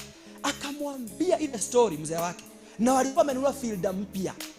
Akamwambia mzee wangu na kuomba jambo moja. Ili gari letu na utupatie dereva, hata nitakuwa wewe, afadhali mimi nimlipe. Ikabebe huyo mtumishi wa Bwana. The following day, pastor akapiga kaambia msisumbuke na gari. hata hiyo pesa ya kulipa taksi nimewapea gari. Akapeana gari, mama akapeana gari. Alipopeana gari, hata hakushinda akisema mambo mengi. Apostle akaona amekujiwa na gari kubwa, gari nzuri, mpya, la heshima, na mbeba linamrudisha, na limepeanwa hizo siku kwa area ile. Baada ya kumaliza ibada siku ya mwisho ya Sunday, akiwa naomba, ule mama alikuwa na goita na hata haikuwa anaiombea. Juu amezoea nayo. Watoto wake wengine ni vijana hawajaoleka na wamesoma. Wengine walikuwa drug addict. Mimi kitu linishangaza, mume wake kuna contract walikuwa wamepewa hazifanyi kazi. Baada ya ibada ile jioni, apostle akiwa anahubiri kwa madhabahu, kuinua tu mikono juu, mtu wa kwanza aliponywa goita ni yule mama. Goita kabisa pia. Na akakula nyuma, hata si mshirika karibi mbele. Siku ya pili ati mume wake akapigiwa simu, hata haiko kwa kanisa, lakini walipeana gari. Akapigiwa simu, tenda fulani imepatikana. Vijana mmoja ameitwa Nairobi. Ile mambo inafanyika tu mtumishi wa Bwana akihubiri. Kabla ya Sunday, mama awalipoitwa watu wa testimony, mama yule akachomoka. Akasema testimony kama 5. Mtumishi wa Bwana akamuuliza, na kwani wewe? Kwani wewe ndio Mungu alitumania huku? Pastor akakimbia kabisa, man of God, you see this woman. Unaona ile filter uliposema ile mbaya ukaletewa ile, ni yeye alipeana na halipishagi. Akasema no wonder Jehova ameamua kumtembelea kwa sababu ya attitude njema. Aliona tu mama ameheshimu mafuta, ameona mtumishi, hataki mtumishi apige kelele, kaamua kusimama kwa pengo. Mama ndiye alisema, hata huyo dereva niliambia mzee wangu tutalipa. Hata tuliketi chini, mume wake tulikuwa tunaongea sana. Mume alikuwa ananiambia vile gari itamsaidia. Tukaketi sana mpaka saa 7 ya usiku. Nikamconvince tupatie mtumishi wa Bwana. Mama naye angalia, mama ameponywa goita. Mama watoto wake wameanza kuponywa. Mtumishi wa Bwana aliposikia hivyo akawaambia, sasa pigeni magoti hapa. Kile kilikuwa kimebaki kikamilike kweli. Kwa sababu ya nia, attitude. Akisikia tu anafanya. Ako na attitude njema. Praise the name of Jesus. Kuanzia siku ya leo usikae kwa mafuta na usibadilishwe. Usikae kwa mtumishi wa Bwana na ukose kuinuka. Hata usigojea mtumishi wa Bwana akuombee. Mungu yule alimbadilisha kutoka kwingine na akaufanya apostle. Wewe hiyo ikutoshe. Hata kama una maswali, Jehova aliyetuma archbishop amwagilie mafuta na unaamini ni mtumishi wa Bwana, amini hilo. Hiyo ingine wachana nayo. Bwana Yesu asifiwe. And you will start going far. Bwana Yesu asifiwe. By the way, tunagojea mambo makubwa ifanyike. Bado umekaa kanisa la CFC miaka 5 ukijaribu kuunderstand ate nino jikera ya komo understand. Yani huamini hata archbishop. Yani unataka usikie Mungu kuliko archbishop. Unataka usikie Mungu kuliko wachungaji wale walipitia kwa HSC ile timu ya body ya kumfanya aitwe bishop. Si unasikia mpaka atatiwa mafuta? Yani mpaka hiyo husikii. Mpaka bishop juzi ametembea kwa nyumba yao. Mimi nilikuwa hapo. Mpaka Mungu alikuwa anataka bado niamini. Haleluya. Nikaona archbishop gari yake imekuja. Nikaona anaingia kwa nyumba ya mama ya apostle na bado hujaamini. Piga mtu kakofi nyuma. Mwambie, kwani unagojeaga nini? Bado hujaamini. Sharabaganda. Yani au mnagojea mpaka mnagojea Kenya One sasa naye kuja hapa waambie. Muite. Bwana Yesu asifiwe. Uliza yeye bado hujaamini. Si uamini tu. Haleluya. Si wazee tuamini. Si wamama tuamini. Si watumishi wa Bwana tuamini. Si Kenya tuamini. Si taifa la Kenya tuamini. Na si tubadilike. Angalieni kamera hapa, muambie apostle wa Roinge, tunaamini Mungu alikuokoa. Tunaamini kazi zinafanyika. Tuko na imani na tunakuombea. Wewe uliitwa na Mungu. Fanya kazi ya Mungu na usiogope. Yani unagojea kuamini. Wewe ni Thomas. Ate unajua nitaamini sasa mimi akiniombea na mimi akinitoa korogosho niishi kerereshwa kwa hiyo neema yake. Mungu anaona hujaamini mpaka wale wote ametuma. Atume akibishop kwa madhabahu hii, atume wachungaji kwa madhabahu hii, Pastor Maina atoke Moro kwa madhabahu hii, na bado hujaamini. Ningekwambia piga mtu teke. Shika mtu mkono, mwambie tubadilishe nia, tubadilishe nia, tugeuze nia, mawazo yetu igeuzwe, ifanywe upya, mioyo yetu igeuke kwa jina la Yesu.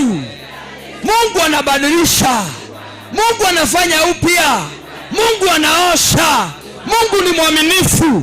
Aliyetendea aposto, hata mimi atanitendea kwa jina la Yesu.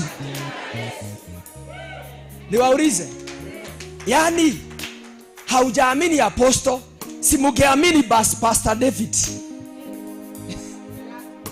na kiatu? Si afadhali? Waja kuteka. Si kama uamini kiatu. Ukiona hiyo kiatu unasema sasa nimeamini.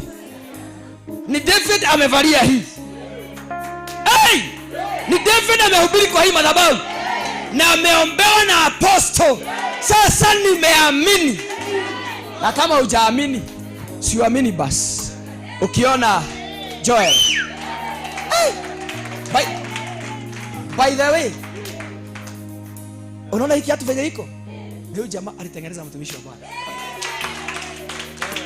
Akaniambia tu siku moja alikuwa jera, walikuwa wanafanya hivi. Akaona vitu vingine hata mimi sijajua. Ananitengenezea kiatu. Nikasikia now I can prophesy. Arabashanda. Hey! Bwana asifiwe. Unaona kama huamini, hata watumishi wa Bwana hawatatoa unabii, lakini ukianza kuamini na unyenyeke. Kwanza alikuwa anatengenezea kiatu akiwa amepiga magoti. Anatengeneza, nikasikia rima shande bele kota zala baganda. Nikasikia hata kama sikutabiri sana, nikamwambia utafanyiwa hivi. Hata kama siko naamini mingi, hata kama siko na unabii mingi, nikamwambia utafanyiwa nini? The same. Yeah, sema hiyo, the same. Hey! Praise the name of Jesus. Nani mwingine kwa hii kanisa hamuko mnaamini anaweza badilika? Nani mwingine? Bwana asifiwe. Ambia huyo mwingine umekaa karibu na wewe, ni mimi. Bwana asifiwe. Mwambie haujaniona. Ngojea kidogo. Mavazi nitavalia, magari nitaendesha, mandege nitapaa, ndio mtaamini. Kama unagojea kuamini, utaamini kwangu. Pigia Bwana Yesu makofi mazuri. Sasa chukua dakika zako tu mbili, ambia Bwana kile ungetamani jioni ya leo, tunapoenda kufunga ibada ya leo. Bwana mwaminifu, sharaba ganda rababozaya, ya mashendi ya barakutari mazida. Mwambie Bwana ni asante. Hakika Bwana wewe ni Mungu, una uwezo, una nguvu, mamlaka yote ni yako Jehova. Wewe ambao unatenda mambo makuu, unafanya mambo ya ajabu, ishara na miujiza. Rimashanda babozaya. Tubariki jioni ya leo. Neema yako ifanye kazi kwetu Bwana. Yauza mioyo na mawazo yetu Bwana. Lauza nia zetu Mfalme. Ndio tunataka Bwana ukatuinue. Tunataka Bwana ukatufanye mazuri. Tunataka Bwana ukabariki hizi familia. Bariki hata hawa watoto wetu. Bariki hata nyumba zetu. Bariki hata taifa letu. Kanisa la CFC Bwana, wacha mwaka huu ni mwaka wake wa kutembelewa na Bwana. Ni mwaka wake wa kuondoka Kadesh Barnea na kuenda katika ahadi za Bwana, na kuenda katika mahali waliitwa na Bwana, na kufanyiwa makuu ya Mungu katika jina la Bwana. Jehova, tunaamini ya kwamba utatenda makubwa. Uliokoa mtumishi wako, tunajua utafanya makubwa. Uliyeinua mtumishi wako, tunajua utafanya makubwa. Utafanyia watu wako maajabu, utafanyia watu wako miujiza. In the mighty name of Jesus. We thank you, Lord. We worship you, King of glory. In the mighty name of Jesus. Mwaka huu Bwana tusaidie. Geuza nia zetu Bwana. Geuza mioyo yetu Bwana. Geuza maisha yetu Bwana. Hata kama unaweza ongea na dini, mwambie hata kwa dini. Mwambie geuza moyo wangu. Geuza maisha yangu. Nataka nipite mitihani. Nataka nifanye kama vile Bwana unatamani. Nataka Bwana unielekeze. Nataka Bwana unisaidie. Nataka Bwana ukanitume na kufanya makubwa. In the mighty name of Jesus. Ndio Bwana uniaminie utajiri. Ndio Bwana uniaminie mambo mazuri. Ndio uniaminie baraka. Ndio uniaminie utajiri. Ndio uniaminie mambo yale yote ambayo Bwana anatamani. In the mighty name of Jesus. Raya mazokata. Sharia baganda. Rima zokata. Sheriba ganda rababezaya. Riazoria bakanta rimazida. Rasha rabaganda. Situpata watu wanaweza jiombea. Watu wanaweza ombea kanisa. Watu wabadilishe nia zao. Watu wabadilishe maisha yao. Nia zikibadilika, maisha itabadilika. Nje kutabadilika. In the mighty name of Jesus. Si Bwana aone maisha yako. Aone kweli umezunguka sana. Ndio umegojea sana. Kile Bwana anagojea ni aone nia yako imebadilika. Uwe na nia kama ile Yesu alikuwa nayo. Uwe na nia kama ile Yesu alikuwa nayo. Geuzwa mioyo yetu. Oh, sharabaganda, rikabaganda. Hata wale wanatutazama kwa Facebook, wale wanatutazama kwa TV yetu, wale wanaangalia kwa mitandao, jioni ya leo Bwana akubadilishe mawazo, abadilishe attitude yako. Uwe na nia kama ya Yesu. Mawazo igeuzwe kwa jina la Yesu Kristo. Bwana atatembea kwa nyumba yako. Bwana atatembea kwa maisha yako. Bwana atatembea hapo kazini. Hiyo promotion umenyimwa kwa miaka mingi, Bwana anaenda kurejesha hiyo maisha ambayo umeishi. Kuna kitu Bwana anafanya kwa sababu ni mwaminifu. Ni Mungu ni mwaminifu. Atatembelea watu wake wakiwa nyumbani, wakiwa kazini. Atatembea taifa letu na atatenda mambo ya ajabu. Akiona nia zetu zimeshabadilishwa, akiona vile tulivyo, kuna kitu tumeanza kubadilika. Orima shandara babozaya rakoda bazika. Bwana akiona mtu anabadilisha nia zake, lazima huyo mtu amuinue. Lazima huyo mtu ampanue. Lazima amtendee mambo makubwa, kwa sababu yeye ni mwaminifu. Yeye ni muweza wa yote. Katika kazi yoyote unayofanya, Jehova akiona uaminifu wako, Bwana aone nia yako ni njema, atakuinua. In the name of Jesus.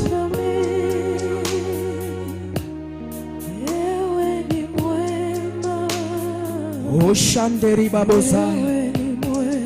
Yes, in Jesus' name. Amen. Nataka niombe ombi la mwisho. Mwaka huu Mungu atatufanya makubwa kanisani.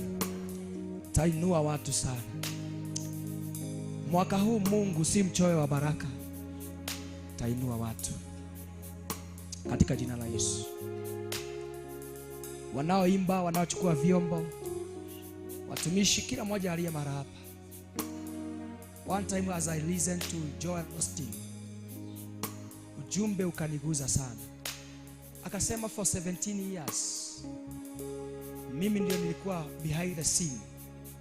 Ndio nilikuwa nachukua video na nachukua baba yangu akihubiri dunia nzima.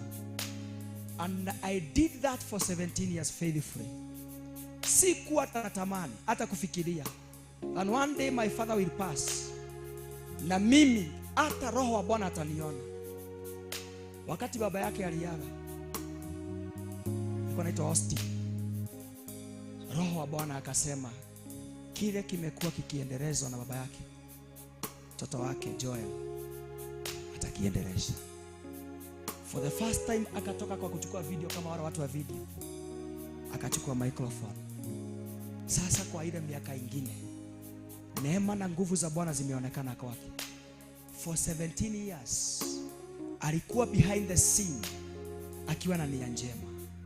Ali make sure anachukua baba yake picha ile nzuri itaenda dunia nzima. Ali make sure akichukua microphone ataimbisha nyimbo Jehova ashuke. Baada ya kufanya ile kazi kwa miaka hiyo, Jehova akamtoa behind the scene, akamleta sasa kwa pulpit.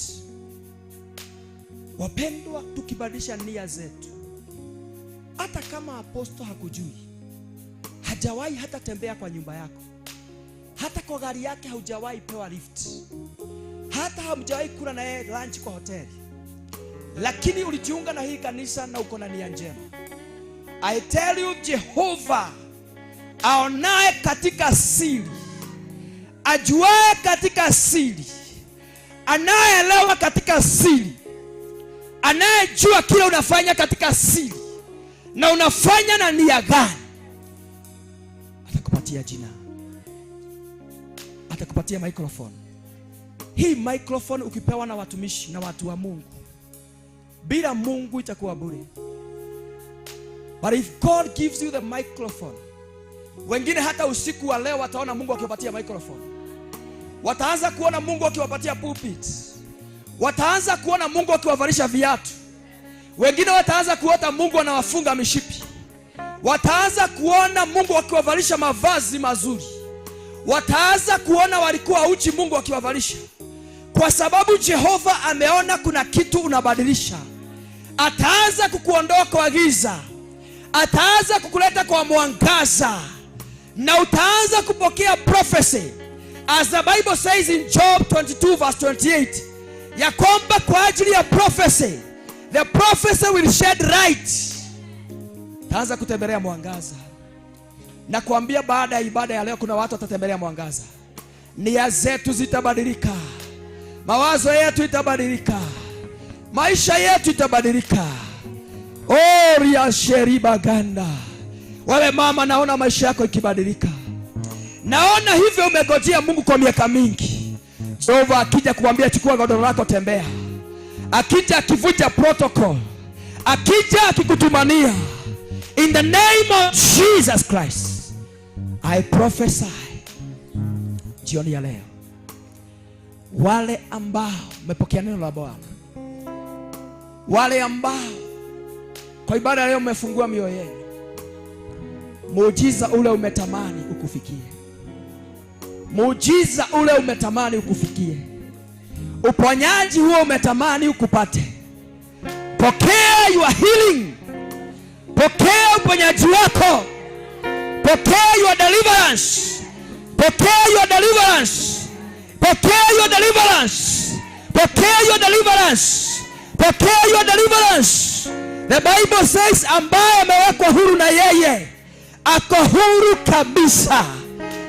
Be set free tonight. Be set free tonight. Kuna watu mtalipiwa madeni. Wengine ziko kwa mabank. Wengine ni kwa masako. Wengine ni kwa kila mahali uko na deni. Naona kuna watu Mungu atawalipia madeni. Naona kuna watu watalipiwa madeni. Wengine wamekuwa tu wa kurent. Naona wakiaminiwa na Mungu kuwa maradrede. Wengine maradrod. In the name of Jesus. Pokeeni neema hiyo. Pokeeni miujiza yenu. Ezekiel prophesied as he was led in the mighty name of Jesus. Wagonjwa wapokee kupona. Pokea kupona. Wengine hamjakuwa na amani kwa miaka mingi. Natangaza kuna watu hamjakuwa na amani. By the way, haujawahi sikia na amani. Hata ukitumika huna amani. Watu kama unasikia Mungu akiwapatia amani. By the way, kama umekuwa shetani amekunyang'anya amani, watu hao wakimbie tu. Watu kama 5 hivi, kimbieni kwa madhabahu. Unasikia huna amani. Unasikia tu nipate tu amani. Nipate tu amani. Kama hiyo ndio imekuwa ombi lako, kimbia tu kwa madhabahu. Sharabaganda rababozaya. Amani tu unasikiaga, sijui kwa nini. Sijui kwa nini. Unasikiaga tu uko na hasira. Unasikiaga tu sijui kwa nini. Oh, sharabaganda. Na nikuwenye dire gai. Lakini kwa nini Mungu? Si ukubali tu nipate amani. Rasharabaganda. Baada ukisikia huna amani, hiyo sio sign mzuri. Sio sign mzuri. Wakati Bwana anaitwa the Prince of Peace. Kitu ambayo Bwana analetea watu wake ni amani. The name of Jesus. Wale mmekuwa waaminifu mmekimbia kwa madhabahu. Hata siwawekelei mkono. Wewe tu inua mikono yako mwambie Bwana, nipatie amani. Give me rest. Give me rest. Amani ya Bwana ikuzunguke pande zote. Kuanzia sasa utaitanishwa na amani. Watu watakuwa wanasema huyu dada ako na amani. Hata watoto wata confess wasema mama, kweli wewe mama uko na amani. Wengine wamekuwa mkipiga kelele ni amani hauna. Wengine umekuwa na mambo mengi, ni amani hauna, lakini Bwana wa amani, he is called the Prince of Peace, kupatia amani. Rest. Mizigo hiyo inakuzidia, kuachilie. Be set free. Be set free. Be set free. Pastors, wachungaji wa kanisa hili, wawekeleni mikono. Tumishi Pastor David. Rasharabaganda, wawekeleni mikono. Rashakadabazodaba. Rest. Rest. Rest. Kuanzia siku ya leo, biashara hiyo itakuwa na amani. Hiyo biashara inakuzuia kulala. Hiyo biashara inakupatia sleepless night. Hiyo familia inakusumbua. Hao watoto wanakusumbua. I prophesy peace. I prophesy peace. I prophesy peace. The peace of God. Yes, in the name of Jesus. Bwana akupatie amani. Akupatie amani. Akupatie amani. Akupatie amani. Amani nyumbani. Amani kwa kazi ya Bwana. Amani kwa nyumba yako. Rasherebegenda. Roseketira mazida. Rayambo sikarabaganda. Resheri baganda rababosaya. Masheri ya batutari na mazida. Kile kimekuwa kituondolea amani, huo mpango wa shetani, na ukuachilie katika jina la Yesu. Ukuachilie kwa jina la Yesu. Ukuachilie kwa jina la Yesu. Receive peace. Amani ya Bwana. Kuanzia sasa utafurahia amani. Kuanzia sasa utaona amani. Kuanzia sasa utapata amani. Kuanzia sasa utapata usingizi. Haujakuwa ukilala vizuri, utalala vizuri kama mtoto. Utalala vizuri. Amani ya Bwana pokea. Ushindi wa Bwana pokea. In the mighty name of Jesus. Masheri baberia bazikata. Rikama zora baganda. Rikaya zolo bashanta. The name of Jesus. The mighty name of Jesus. Oh, sheria bagando robo zikata. Sharababezaya koramazidaba. In the name of Jesus. Oh, sharababa. Kila wagonjwa wakimbie kwa madhabahu. Wagonjwa wakimbie kwa madhabahu haraka tu. Kama wewe usikii vizuri, kimbia kwa madhabahu. Sio vizuri kutoka kwa nyumba ya Bwana na magonjwa. Masharabaganda rababosaya. Rakota masikara baboshuda. Napowekelewa mikono na mtumishi wa Bwana, napokea kupona. Hata hatutaki kujua shida iko wapi. Jehova anajua shida inayokusumbua. Kuanzia sasa attitude yako ibadilike. Maisha yako ibadilike. In the mighty name of Jesus. I minister healing to your life. Healing to your body. Healing to your body. In the name of Jesus. Na kuambia upone. Nyama zako sasa zipone. Wewe nyama sikia sauti ya Bwana. Wewe mishipa sikia sauti ya Bwana. Wewe damu sikia sauti ya Bwana. Wewe mishipa sikia sauti ya Bwana. Wewe shida pokea sauti ya Bwana. Bwana asema uondoke. Bwana asema achilia hii nafsi. Achilia hii mili. Achilia maisha ya hawa watu. Achilia maisha yao. Umewatesa kwa miaka mingi. Umewahangaisha kwa muda mrefu. Achilia maisha yao. Achilia maisha yao. Achilia maisha yao. Achilia maisha yao. Achilia maisha yao. Achilia maisha yao. Achilia maisha yao. Achilia maisha yao. The mighty name of Jesus. Achilia maisha yao. Achilia maisha yao. Achilia maisha yao. In the name of Jesus. Amen. Oh, thank you Jesus. Tunakushukuru Bwana. Tunakuinua Bwana. In the name of Jesus. Oh, thank you Jesus. Safari yangu tatembea na wewe pamoja na wewe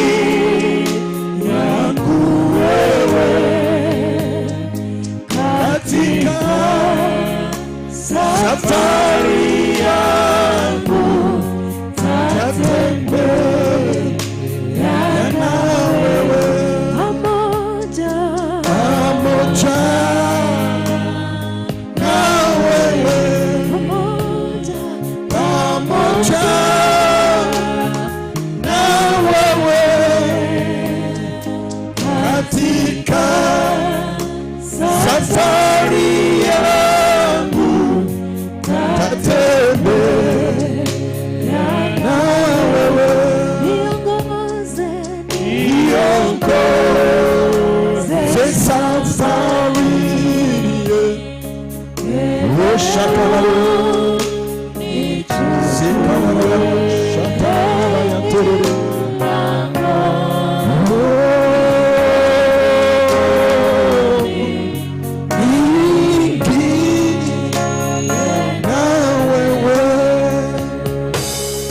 tukufu utukufu wako, bali Baba utukufu kurudie. Sante kwa mtumishi wako Baba, mubariki Baba, muinue siku zote Bwana, baki kuwa Mungu juu ya maisha yake. Jinsi Mungu umemtumia kwa njia ya kipekee Bwana Yesu Mungu, ninaomba tuione neema ikaendelee kuongezeka.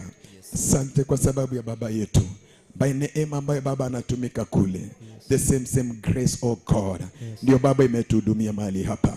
Jinsi Mungu tumefunguliwa mahali hapa, ndipo Baba unafungua watu mahali kule, kwa ajili ya utukufu wa jina lako.